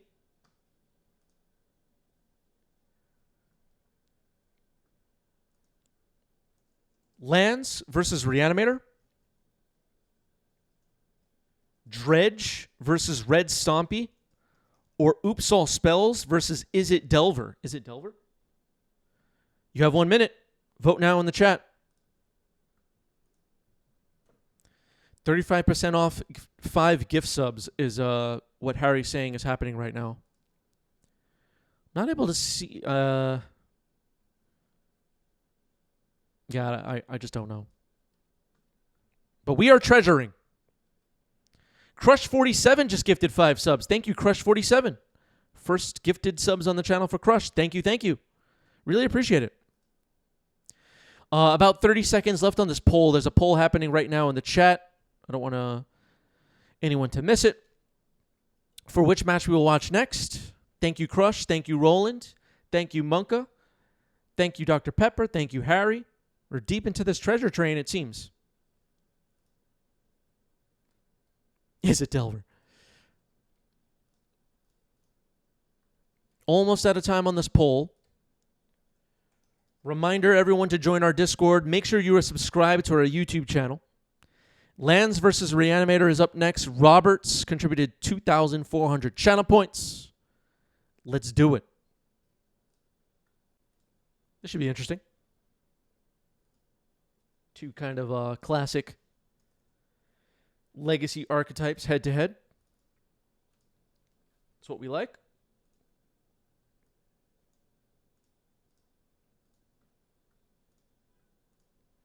And we are diving in. I'll do it first. Whatever you like. Or odd, you said? I didn't say. Oh, odd. Okay, sure. Even. Great. Take a play. Yep. Good. Good. 1, 2, 3. All right.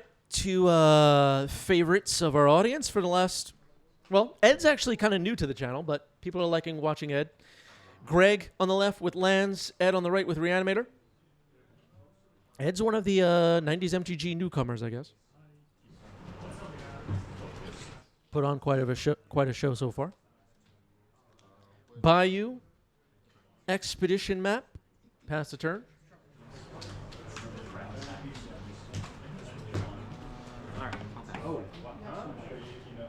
Okay. Discarding Gristlebrand to hand size. All right. Let's do it. Ouch, 19.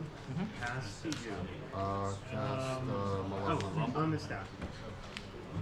1, 2, 3, 4. Okay, so under Urza Saga, Walk-In Closet, Mox Diamond, Yava Maya. Gherkin JV just gifted 5 subs. Thank you, Gherkin. And a sub with Prime. Thank you, thank you. Monka's liking the gifts, loving the gift subs. Oh, wow.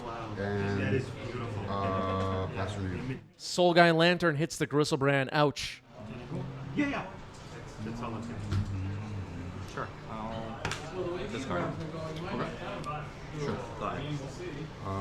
Another Gristlebrand discarded to hand size. All right. Well, Greg has an expedition map. Could potentially look for and find a Bajuka Bog if needed, I guess. But the Soulguide Lantern's still on the board. You're deep into this treasure train. Less than 2 minutes on it. Play Reclaimer. Okay, that's Elvish Reclaimer. If that unlocks, it could be pretty good.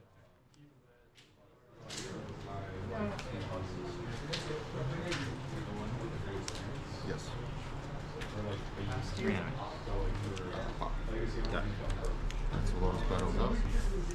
Okay, so Lotus Petal, Reanimate, Soulguide Lantern, and now Raucous Theater Surveil. Onto draw. Monka declares the top 3 trains of all time are Soul Train, Treasure Train, and the 7 Train. 7 Train runs through Queens here in New York City. Pass. I love the 7 Train. Go ahead. White, green. Take one negative. Yep. 18. Onto draw. Trigger on the stack. Thinking. I think I'll float a mana. Sure. All right, Urza Saga floats a mana. Roland says, I live off the 7 Train. It feeds me. Roland, a member of the 7 Train family like myself. Yeah. I can't be talking about trains on the stream, folks. It's just too on the nose.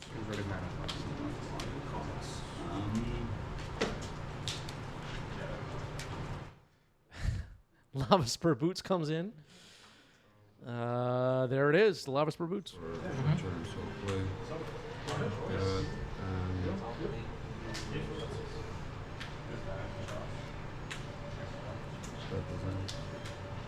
that. I'll just play another. The treasure train complete at level 6. Thank you, everybody that contributed, donated, gifted subs. Really appreciate all the support, everybody. Monk is very happy. There you go. Results. Okay, now in Entomb, Elvish Reclaimer's live. Gets another Gristlebrand, throws it in the trash.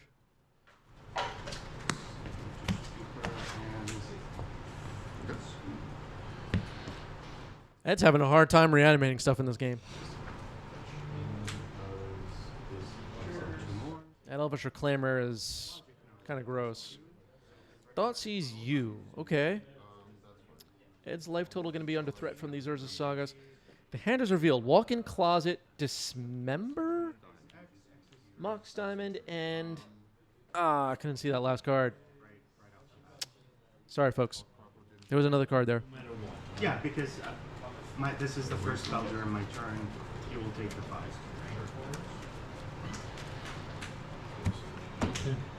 Okay, Robert says it was 2 Dismember. We'll go with that. I could not see it. It's usually easier for the chat to see than me. It's smaller on my screen. Yeah, I think I just. Back for 2. Wasteland on the Raucous Theater. Big attack from the Construct. Ed plays a basic Swamp. Still going. Swamp. Okay. Yeah. Dismember. Cabal Therapy naming Dismember.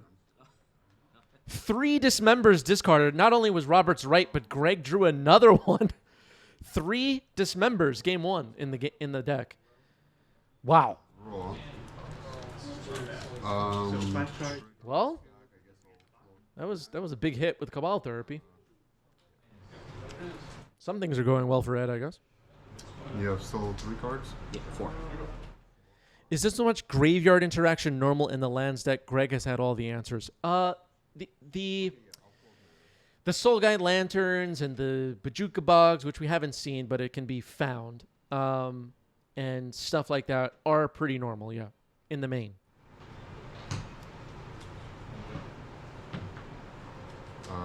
Pithing Needle. Naming Grizzlebrand? Okay. Okay. Okay, Gristlebrand is needled. I'll crack this. Play an ancient. Find an ancient tomb. Play an ancient tomb for turn. Ancient Tomb is found. Plays it for turn. Expedition map was popped. 6. And pass turn to you. Sure.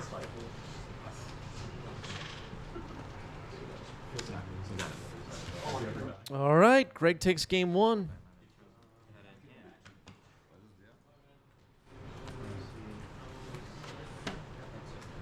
If you've been hanging out with us on stream for a long time, you're aware that Greg experiments a lot with deck building and innovates quite a bit. If you ever see like some new tech out there, whether you're jamming on MTGO or jamming at the locals,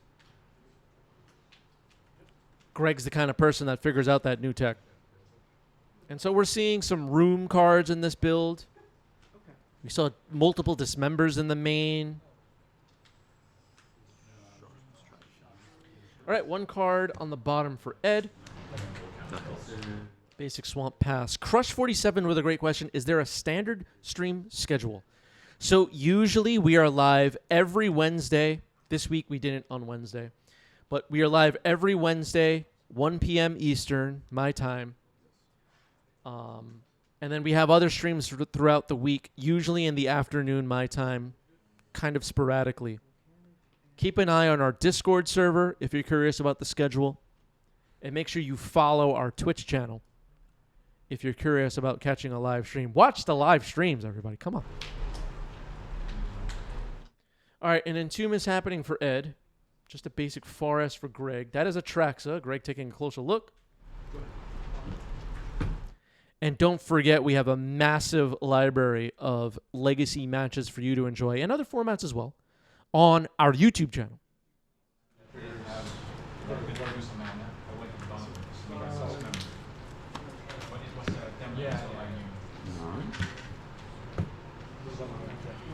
Robert's demanding people catch the streams. So Atraxa's in the trash. Reanimate targeting Atraxa. Does Greg have any reaction for that? Crop rotation. All right. Likely looking for a Bajuka Bog. And it will be Bajuka Bog. So, strike 1. Yes. That is 6. You got it. Crop rotation for Bajuka Bog is a good way to stop early attempts at reanimate, like we just saw. Wasteland was a second land drop for Greg. That's a Mox Diamond now. Wasteland. Discarding a Wasteland. There's Exploration, which is so powerful. Playing an Ancient Tomb now. Okay. Harry Houdini with a nice message. So glad I found this stream. You do such a great job. The community is awesome. Love it. Thank you for all you do. Thank you, Harry. Really appreciate it. I appreciate all of your support. I appreciate all of your support, but I'm talking to Harry this time. Thank you, everyone. Play more. Thank you, Harry. From the graveyard. Yeah. I'll play. All right, Walk-in Closet gets played as a room. 2. And then I will fast turn to you. List. Beginning of my upkeep. A little bit of a goofy thing here. There should be a indicator of some kind that the Forgotten Cellar is not unlocked.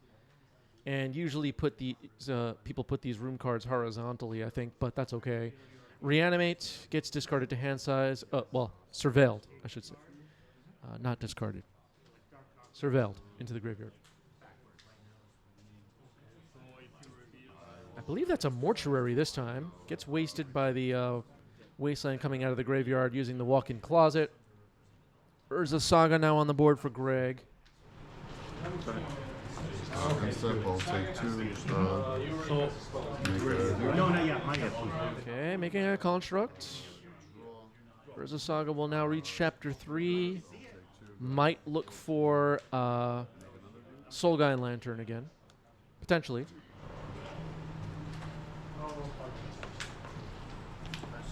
Search trigger on the stack. Okay, search trigger will resolve. Greg looking through the deck.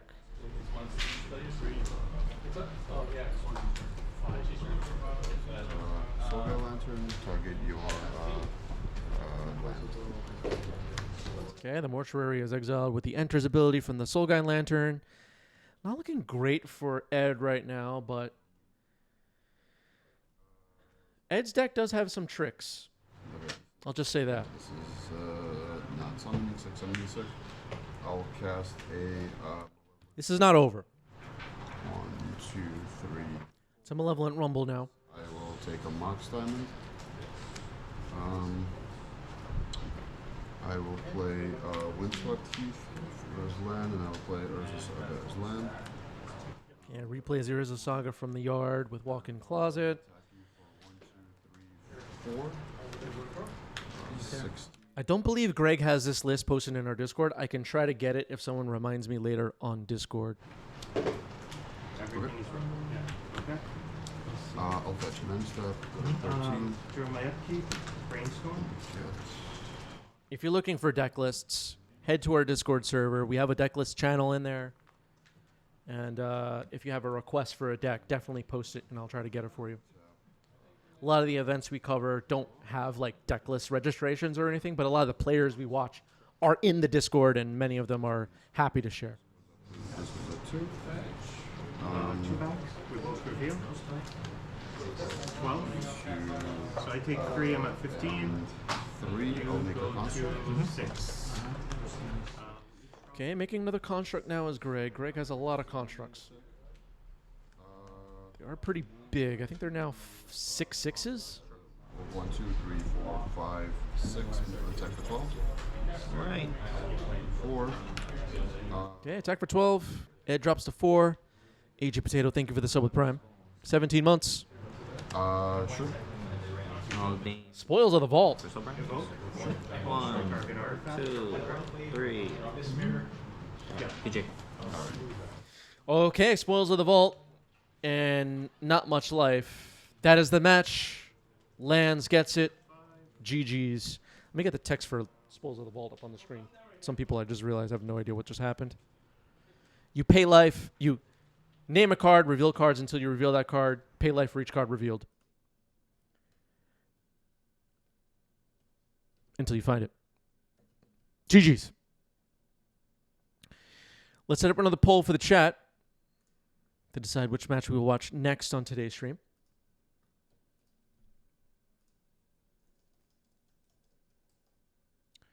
Your options will be Oops All Spells versus Is It Delver, or Is It Cutter versus Red Stompy, or Teamer Delver versus Grixis Tempo,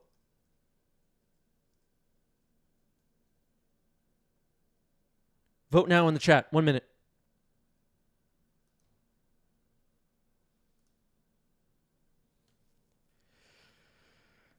Yeah,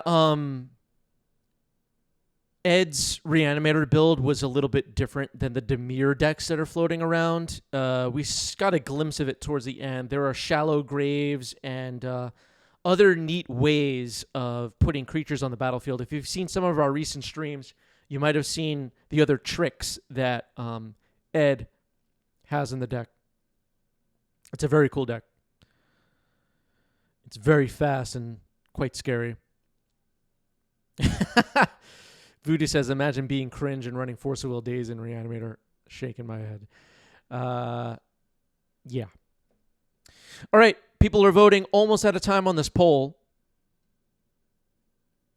Yeah, Turbo Reanimator, exactly. That was like a Turbo Reanimator deck with Unmask and stuff like that. And some really neat ways of fighting through the hate, which we saw on other streams, if you've been paying attention. Rug Delver versus Grixis Tempo will be up next. Harry Houdini contributed 1,200 channel points. Let's do it. Let's do it.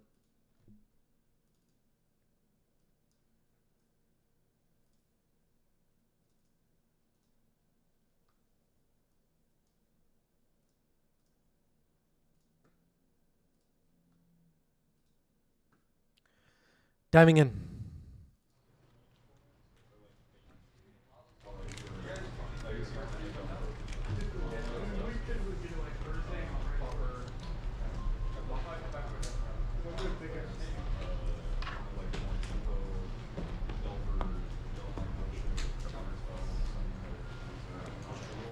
Okay, so this is something I get excited about, folks. Listen up.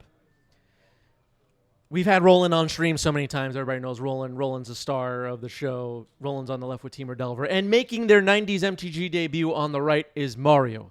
Over the years, we've been running this channel.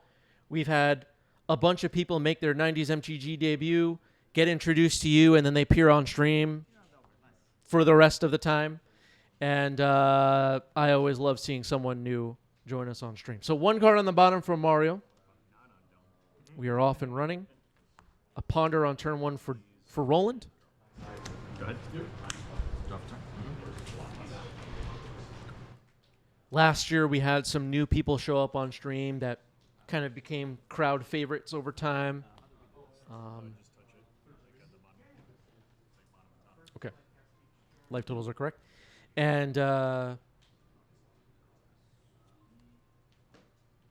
these people are also, some of them anyway, new to our community, new friends,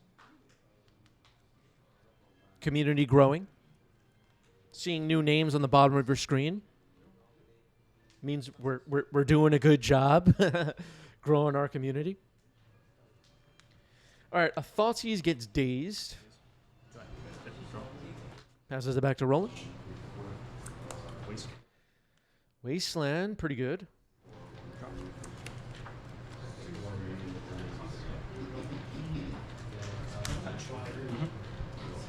All right, Pluto Delta gets cracked by Mario.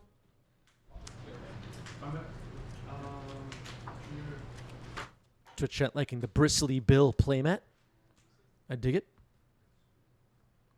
Harry Houdini says, one day my name will be there, although now I don't think I'm allowed across the border from Canada. Oh, man. Harry, you're making us sad. The types in the graveyard. Here's Nethergoyf. Just yours for you? Yeah, just for me. So, 90s MTG does have a lot of viewers in Canada. Hello to our viewers in Canada. Appreciate all of you.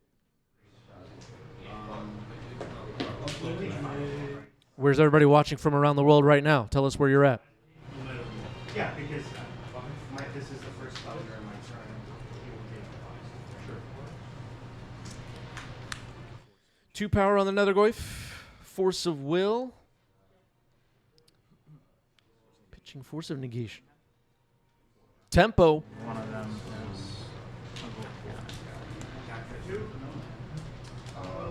force pitching. Force Pitching Ponder protecting the Nethergoyf. Okay. We'll fight on the stack over the Nethergoyf, and it is in. I dig it. We have a few in Canada in the chat. Sweden, France, Colorado, California. Robert says Northern Hemisphere. Wow. Wow.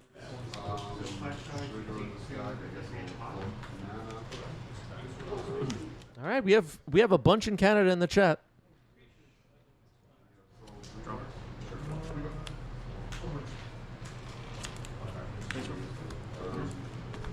Yeah, Richardson Pizza. France is kind of near Sweden, kind of. These people don't know anything.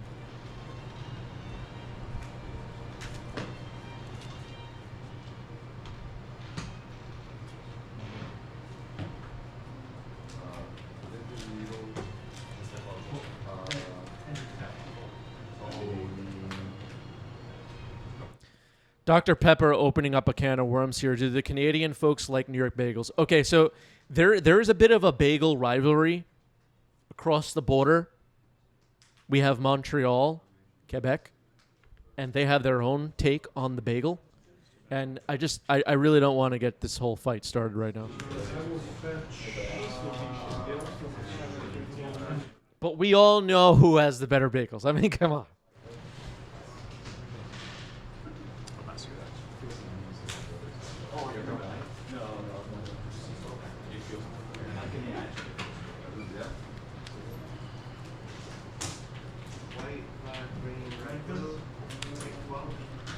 All right, there's Volcanic Island.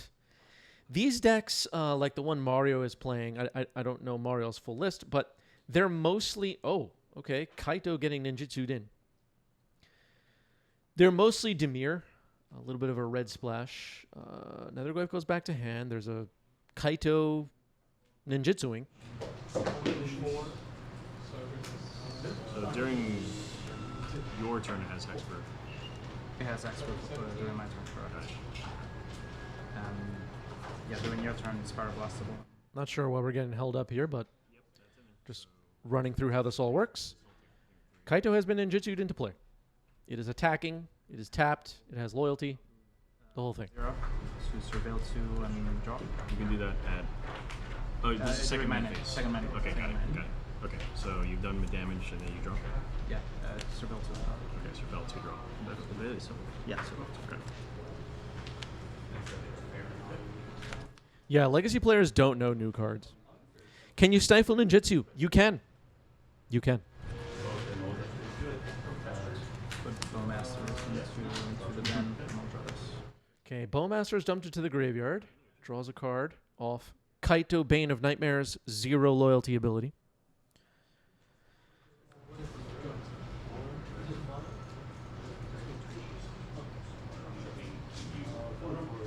Cards in there? Yeah, and when you counter the ninjutsu, if you do, the creature they return to hand still goes to their hand.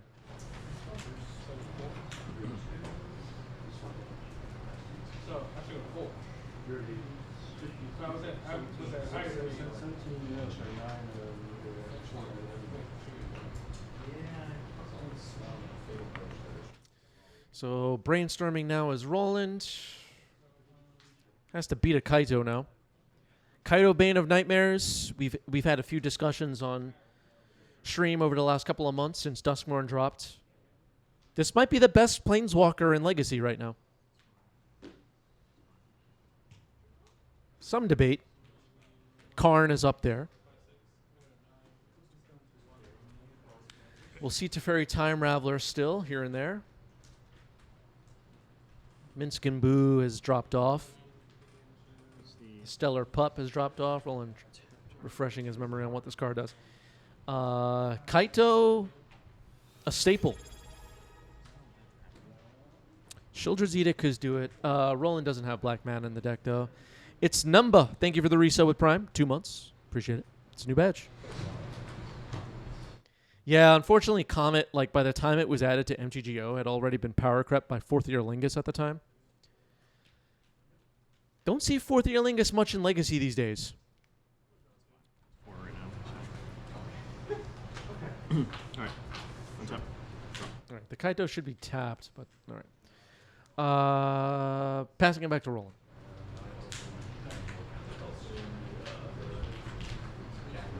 It's not very likely to matter.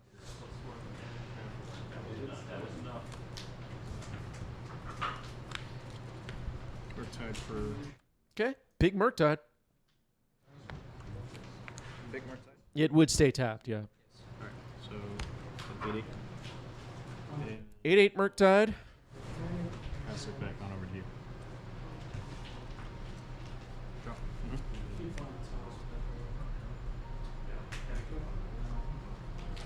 Murktide, not bad here. These Dimir decks, yeah, it's going to get stunned. Harry with a spoiler, possibly. But these Dimir decks do run removal. Sure. Okay, starting off the turn with a Ponder is Mario.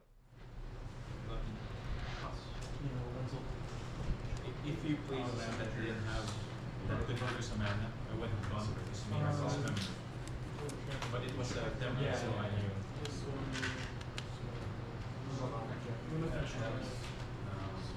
The ability on Kaito, though, keep in mind, to -2, tap a target creature, put 2 stun counters it.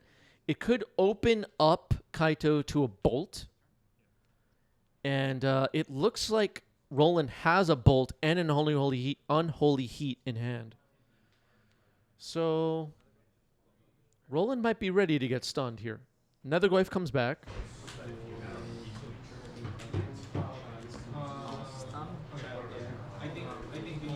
Yep.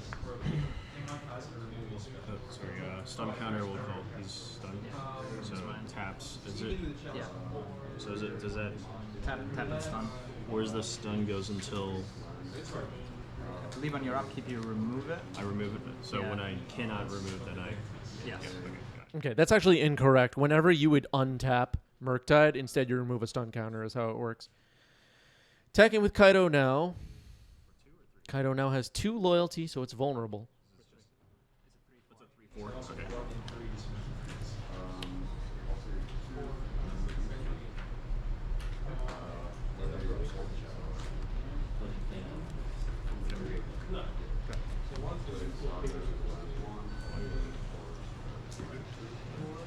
Okay, 1 stun counter left on Murktide.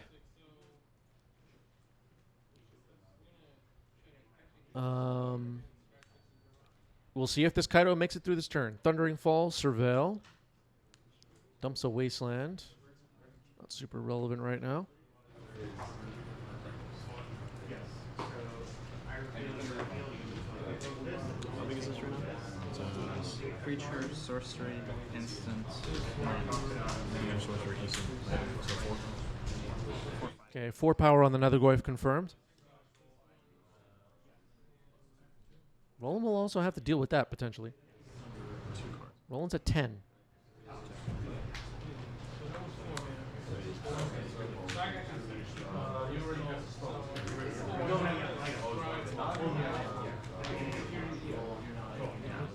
Okay, Lightning Bolt succeeds at removing Kaito. It increases the Nethergoyf's power. Nethergoyf have 5 power. Is kind of scary.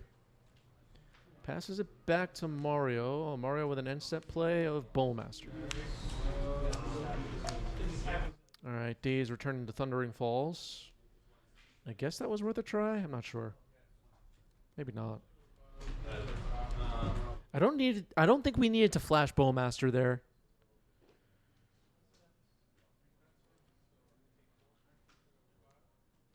I don't know. Yeah. I think Mario could have been way more patient with that Bowmaster. Harry agrees. You don't run that into Days. Yeah, you're already winning. Murktide removes its last stun counter. You're already winning. You can patiently just wait until your own turn. If you want to sorcery speed cast Bowmaster, it's basically the same difference. Just don't give Roland an opportunity to Daze. Here's Dragon's Rage Channeler. Could block.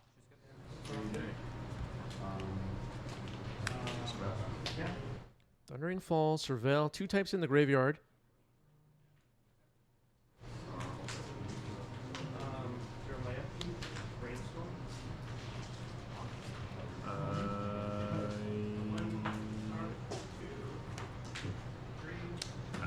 Yeah, exactly. The Bowmaster would be great right now. Kill that DRC immediately. All right, passing the turn back to Mario. Nethergoyf will definitely be attacking here. There's a Brainstorm. Okay. Potentially, Mario could remove Dragon's Rage Channeler and attack.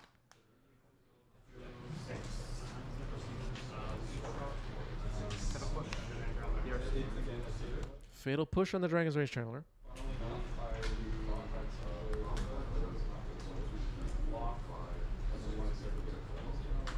Looks like Roland's holding Unholy Heat and a Daze.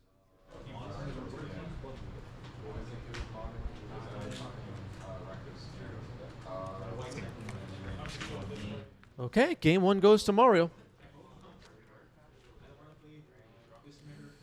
A little bit of a misstep maybe with that Bowmaster, but the game worked out in Mario's favor. Up a game. That was a good battle. Yeah. I almost turned a corner, and you probably would have been in trouble after unstunned. Yeah, basically I had to win on the stun. Yeah. Alright. Oh yeah, there's a little button. Yeah, it is way easier watching from the couch. It's a lot different being in the seat playing the game.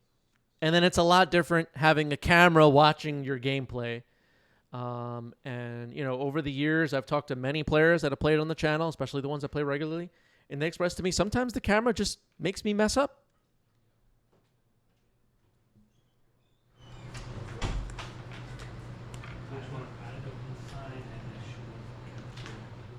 It's a little bit of pressure. They know there's a lot of you watching, or it can feel that way. And some of you are going to be very skeptical and very critical of it all. All right, Michel's Bobble, take a look at the top of the deck. Shuffled it away. Volcanic Island. Are these beta? Nope. German FPV. Oh, German. I'm going to honor. All right, turn 1 ponder for Roland.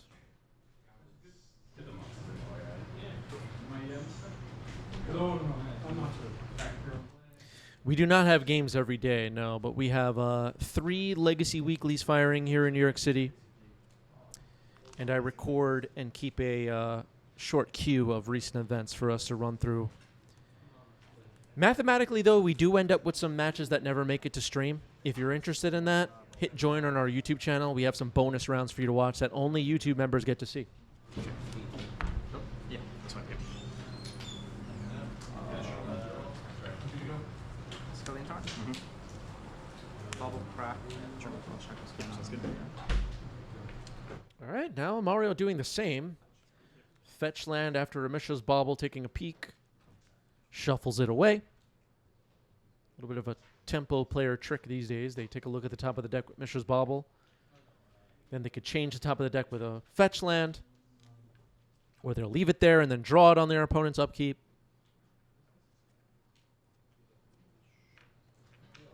Fundamentals, I guess.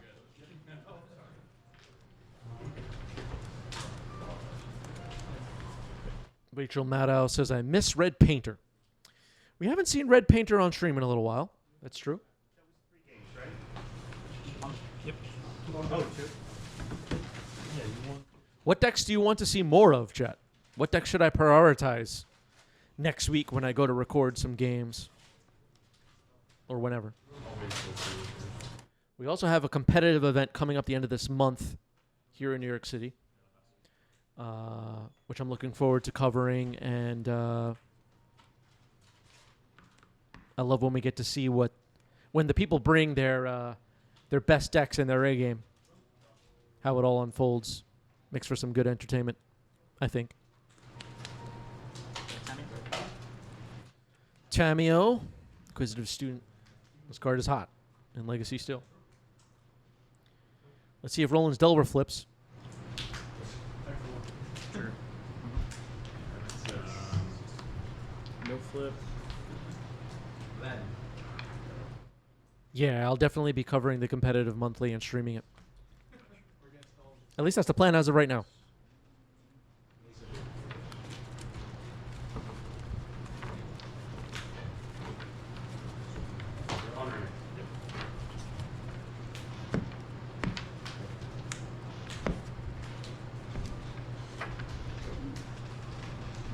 Gonna draw.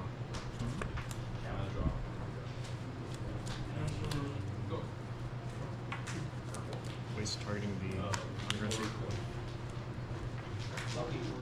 Okay, Wasteland on Underground Sea. This might be a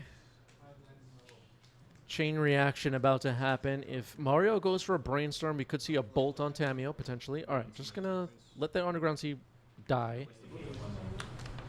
Now Bolt on Tamio. I'm assuming that's what's happening. Yep, Bolt on Tamio, Tamio down. Take 1. And I'll pass.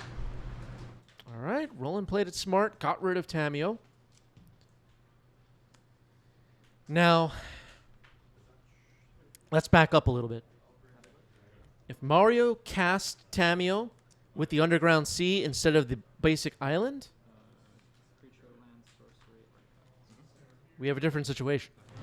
EOT. I'll brainstorm. That's good. 1, 2, 3. End step Brainstorm for Roland here after another Goyf hits.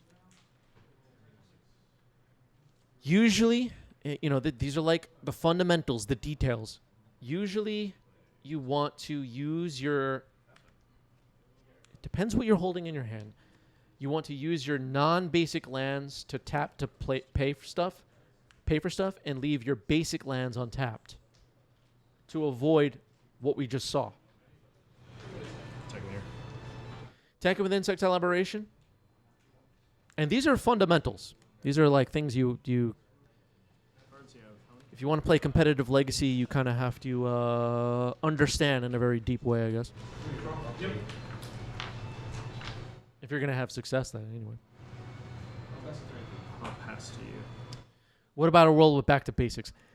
Great question. So if you're against a deck that has back to basics, you might play it differently. But in this matchup, I think it's safe to assume that Roland is not going to drop back to basics on the board. But something as simple as tapping the wrong land, if you go back a few turns, might have, depending on if Mario even had the Brainstorm in hand, might have cost Mario that Tameo. And that was huge. Roland saw that opportunity and didn't lose it. Didn't lose that opportunity.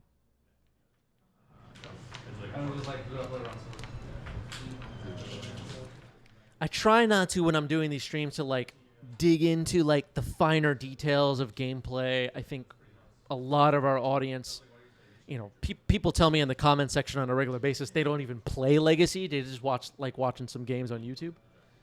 And I think keeping it pretty surface level or basic or whatever makes the discussion a little bit easier and makes me feel less like I'm holding a lecture. But these things are important. And I'll try to point them out when I can. All right, Questing Beast is getting cast as an adventure. Looks like Mario's going to respond to that with a Hydroblast. Pyroblast on the Hydroblast. Ice Age. Results. Adventure. Or Eternal Masters, I should say. All right, Seeking the Beast, Murktide, and Wasteland are revealed. Questing Druid is on an adventure. What is Mario doing now? Oh, casting Ponder. Okay. I guess. Ponder Shuffle. I lost track of where we were with timing.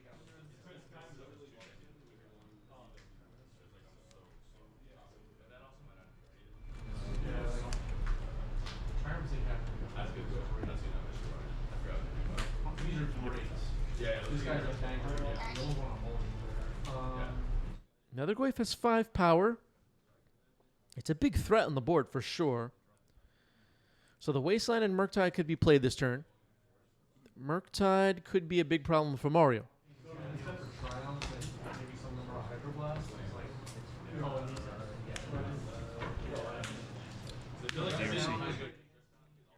Don't Belong here says that Delver deck is insane.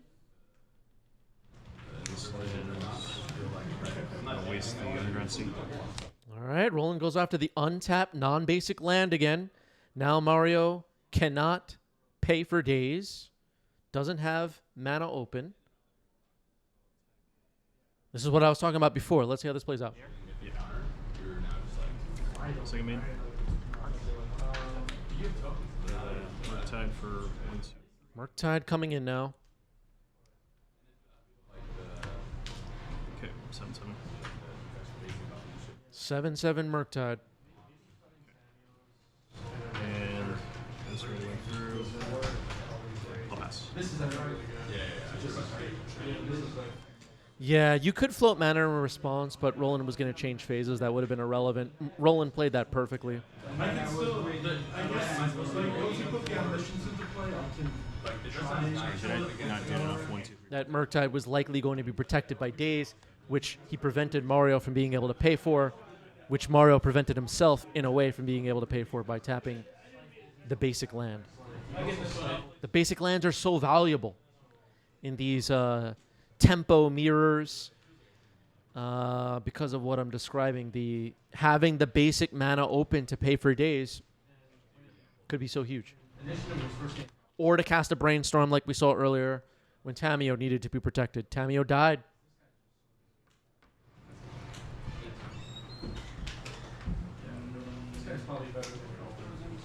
Scalding Tarn getting cracked here by Mario. Looking for another non-basic, I guess. Getting that red mana up and running with a Badlands. Badlands is interesting. Attempt to pyroblast the Murktide. All right, had a Pyroblast for the Murktide. Murktide down. All right, managed to beat the Murktide anyway. Not bad. And 4, I think it's still 5. 5. 1, 2, 3, 4, 5. And I think. All right, another go for attacks. Roland drops to 8. Upkeep. Upkeep. Targeting you. Spell trigger. Bolt Surveil. I do have Delirium now. Roland has Delirium, so this will be 6 power worth of attackers. A little bit of precarious position for Mario. And again, keep an eye on Mario's lands. Again, left the basic land tapped. I don't think we paid black for anything. These are, yeah, going after the Wasteland on the Underground Sea again. This is what I was saying. It keeps it keeps kind of proving my point. Bolt you, protected by days, potentially. Oh, Roland had no other cards in hand, but swinging for lethal and taking game 2 is Roland. Be careful out there tapping your mana. Going to game 3.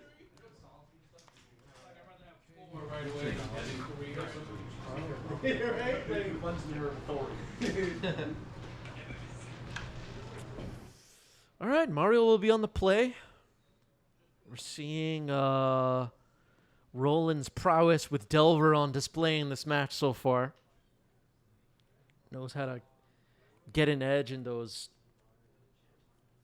tiny plays that people, tiny moves or game actions or whatever that people kind of don't think about. But 1 card on the bottom. Multi 6 from Mario. Kind of thing with tapping the lands, though, you learn with a lot of experience.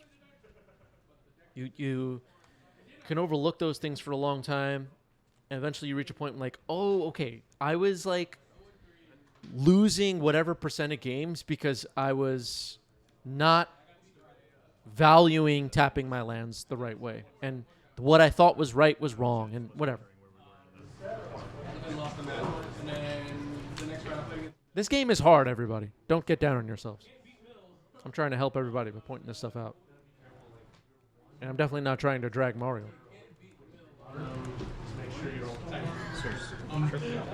Undercity Sewer, Surveil. Delver on the board for Roland, as usual. Shout out to Roland, by the way, our monthly gift sub leader, as you see in the top left of your screen. 20 gifted subs this past month.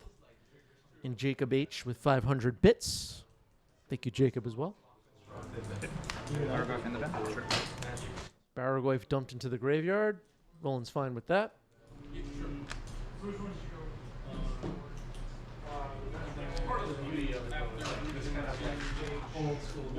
Baragov, a top-tier creature in the current Legacy format, for sure. He plays a Volcanic Island. Bowmaster, going right after Delver, it seems. Got it. Makes an Orc army. Oh, yeah. Yeah, we getting doubles. Yeah, like people complain now about Ward, but there was like he's like horrible release back then. But the thing with it, yeah, but you, like, it's crazy. Oh. Was he Blinks? Yeah, he's Blinks. Yeah, so like, you can dodge like a rat. Right. That's what it was. So like, he's got that story. Not that Pro Black? Or not? That's the other guy. Yeah, that's the band. This thing everybody got lost props.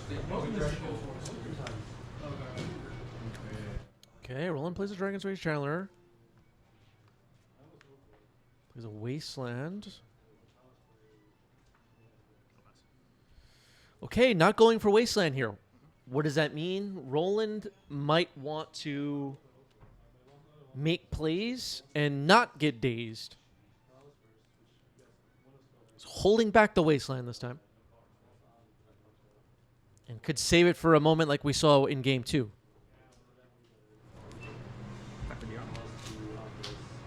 Attack with the Orc Army. Seems like a safe attack. Ooh, Dragon's Rage Channeler throws itself in front. Okay. Dragon's Rage Channeler dies in combat. Interesting.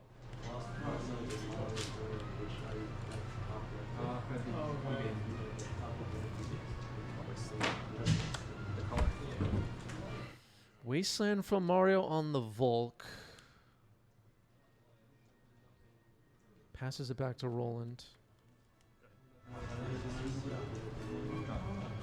Ooh, Roland with no land drop. Jeez.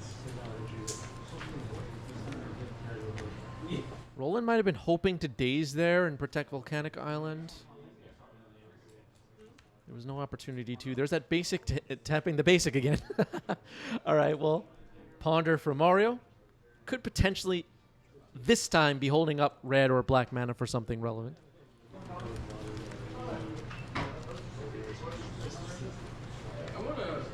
In other formats without Wasteland, tapping the basic land could make more sense. Kind of a legacy thing, maybe. Yeah, just to Chris saying it perfectly. Think leaving the basic open can feel weird if you're not used to playing, if you're not usually playing Wasteland formats. Exactly. Yeah.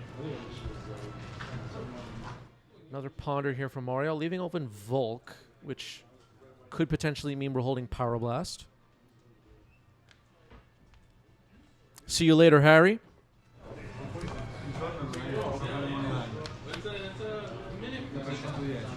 Harry loving the Friday stream. Does anybody else love the Friday stream, or do we hate it?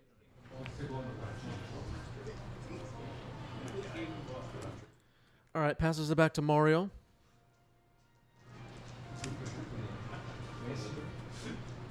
Take one.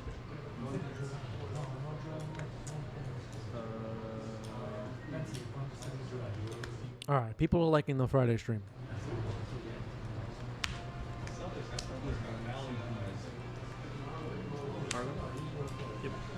Okay, Baragwaif is in.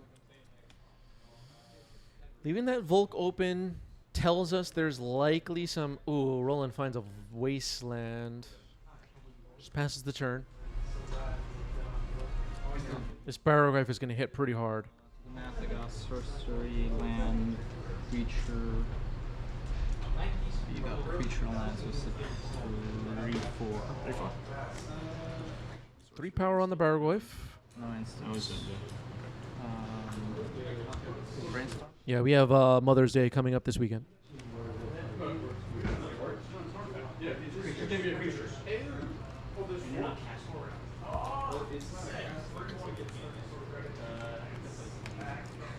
Brainstorm happening here. Baragwaif grows. I don't think you played a land this turn. Yeah, you haven't played a land this turn.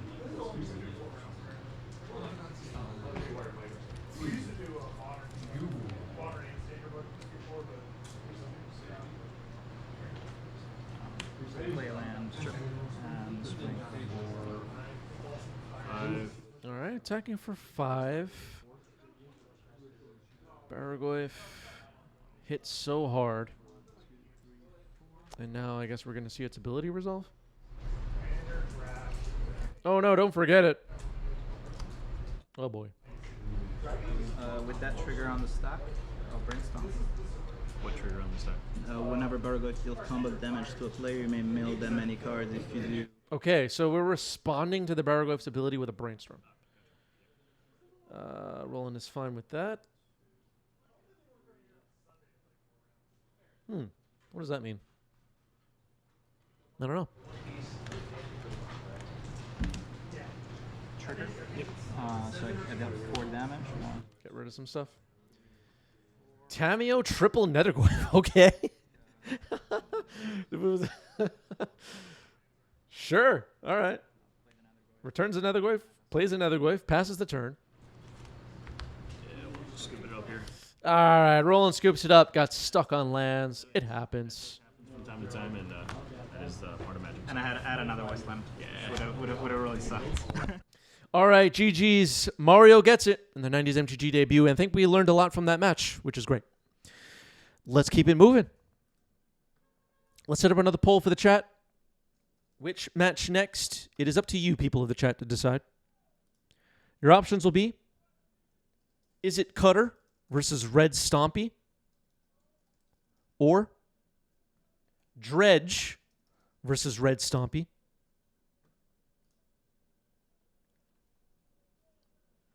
Oops All Spells versus Is It Delver?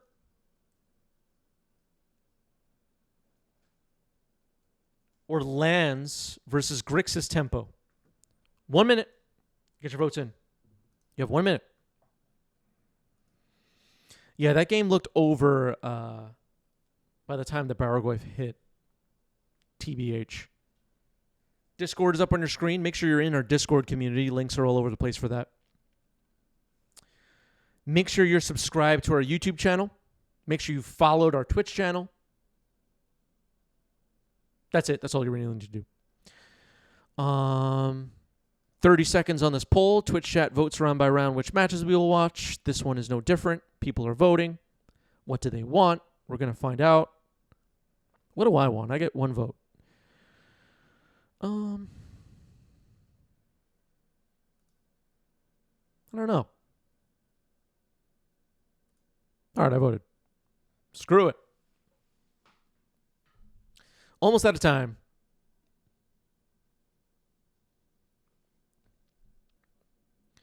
All right. Is it Cutter versus Red Stompy will be up next? Let's do it.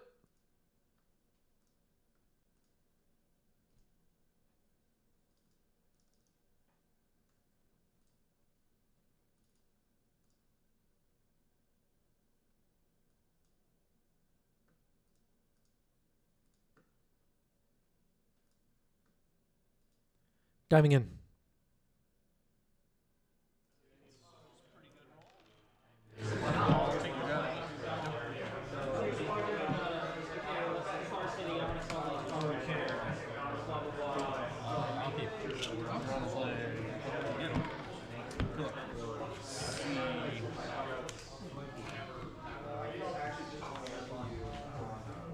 All right, we're off.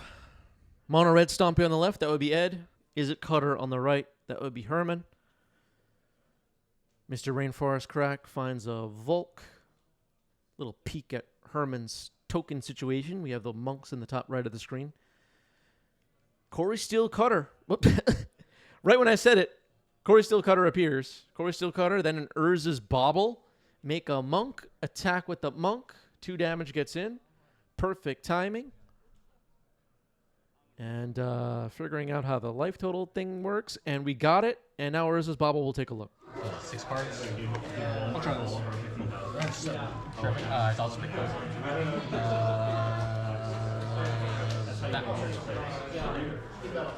Cool. City of Traders revealed.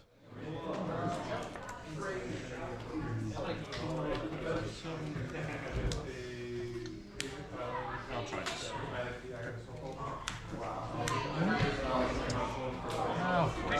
Start us off. Blood Moon gets force pitching Ponder. It would have been pretty good.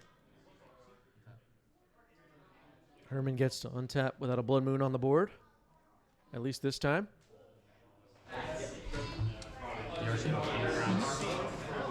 All the trigger. And trigger.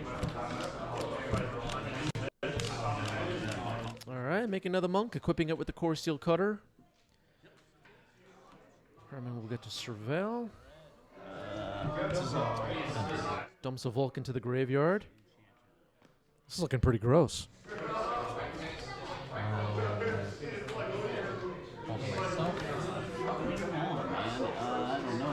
I'll do whatever it takes to get to the top 10. That is. I don't know half these cards, man. I'm sorry. Okay. 4 damage gets in from the monks. Pass the turn. Great start to the game for Herman. I'm going to take the chalice, man. The offense is definitely up and running. Got a quick Core Steel Cutter, triggered it immediately, triggered it on the following turn as well. Herman with 2 cards in hand, forced that Blood Moon, which was pretty big. Got a Dragon's Rage Channel on the board now. Herman does not have Delirium yet, I believe. Artifact, Sorcery, Land.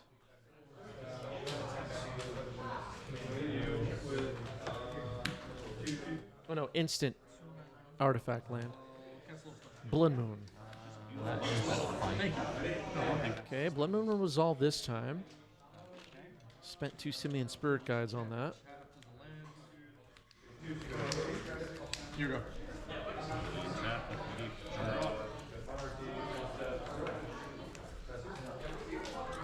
Blood Moon's quite disruptive. Triggers. Surveil. Bolt to the face, surveil a Dragon's Rage Channeler into the graveyard. Now we have Delirium. 7. Let me just check again. 1 land, artifact, 16. Yep. 16. Pass turn. Well, a quick one-sided game 1 goes to Herman. In the case that you can actually swing in and like. Both games. They just have to figure out which one or one. Yeah. A little silly there. Silly guy.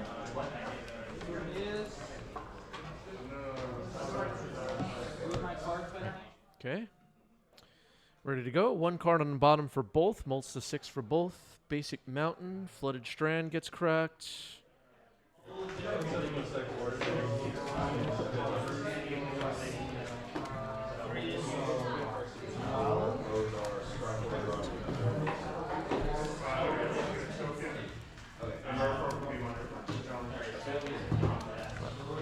Dragon's Rage Channeler. Pass the turn.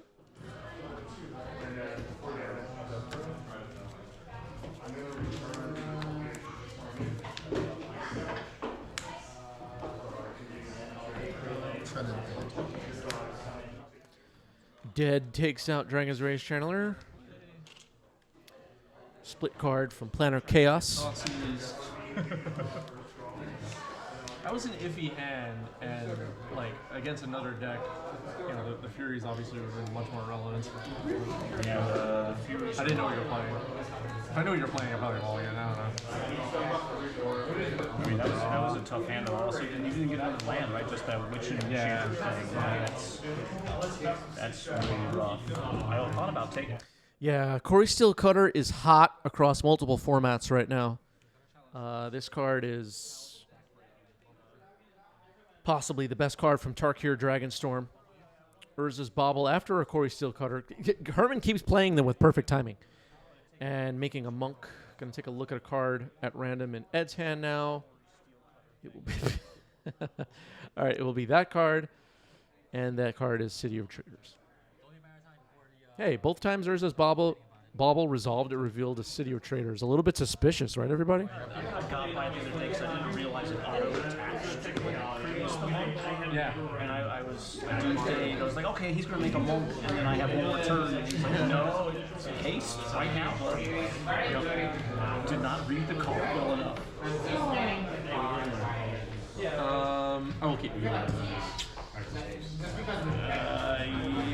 Yeah, I'm not really in the MTG finance world at all, like, you know, speccing on cards or anything, but it looked like Core Steel Cutter, if you were in there early and picked up a couple of play sets, you came up a bit, it seems.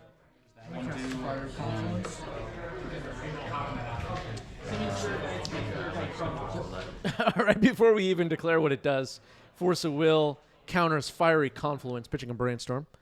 Herman was not having any of it. Fiery Confluence is a neat card from, I believe, Commander 2015 that sees some play in Legacy. It's not in Modern, right? That was never in a Modern Horizons, right? Fiery Confluence? I don't believe so. Shoot, I don't remember. Sorry, Modern players. I just forgot. Is that delirious? Creature, land. I'm gonna name Doomsday. Yeah, that's the right call. Delirious Dragon's Rage Channeler is in. Wasteland took out that Ancient Tomb. Ed's other land is a Shatter Skull Hammer Pass, or whatever it's called. Reverse side of Shadow Skull Smashing. Yeah. You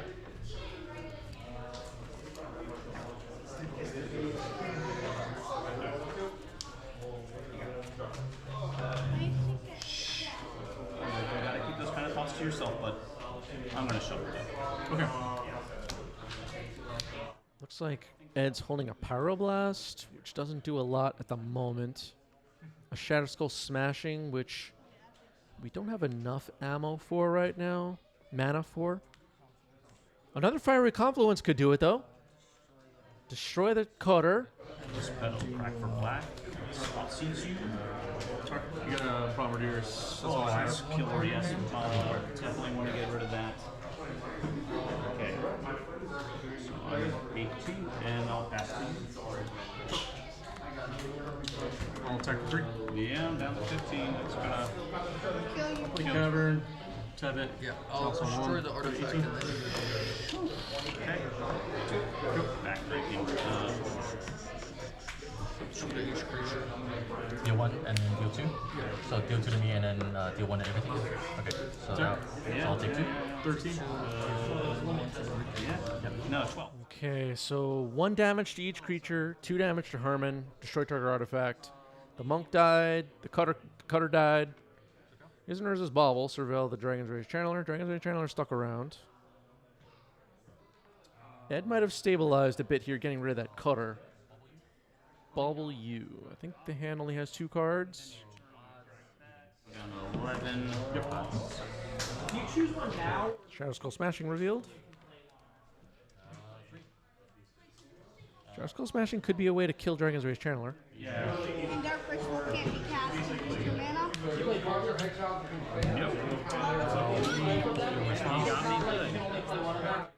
Bolt you in response, surveil as the One Ring comes in. The One Ring, as all of you know, is a really good card, but Ed's life total is pretty low right now. Tricky. Alright, Ring resolves, pass the turn. Ponder, surveil.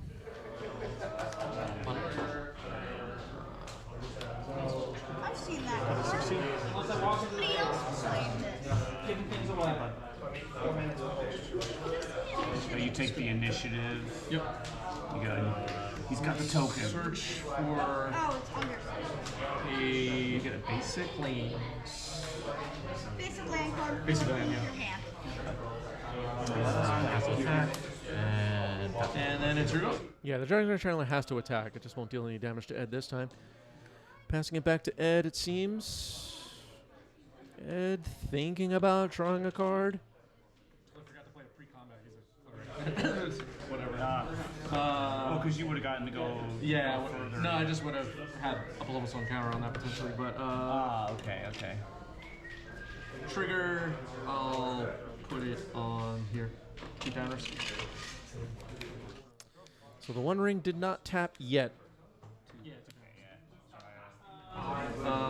it's okay. So combat.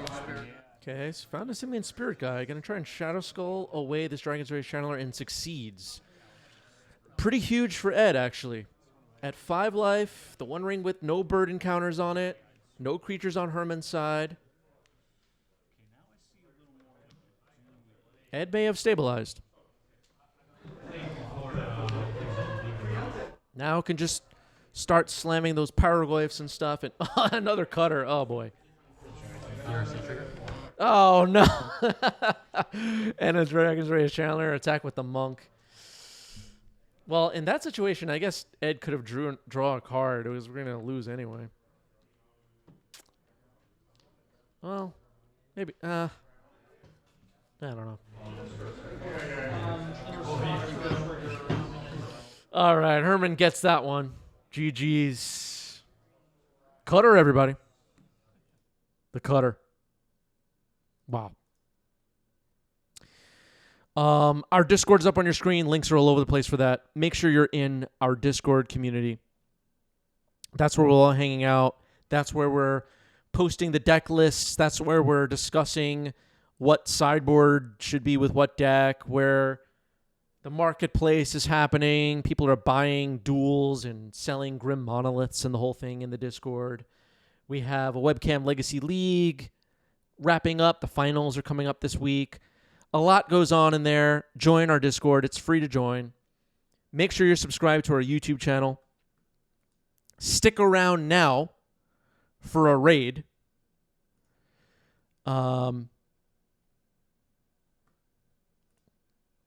Stick around now for a raid. You'll get some channel points for raiding. I'm glad everybody joined us for the Friday stream and enjoyed it. I will see everybody soon. Peace out.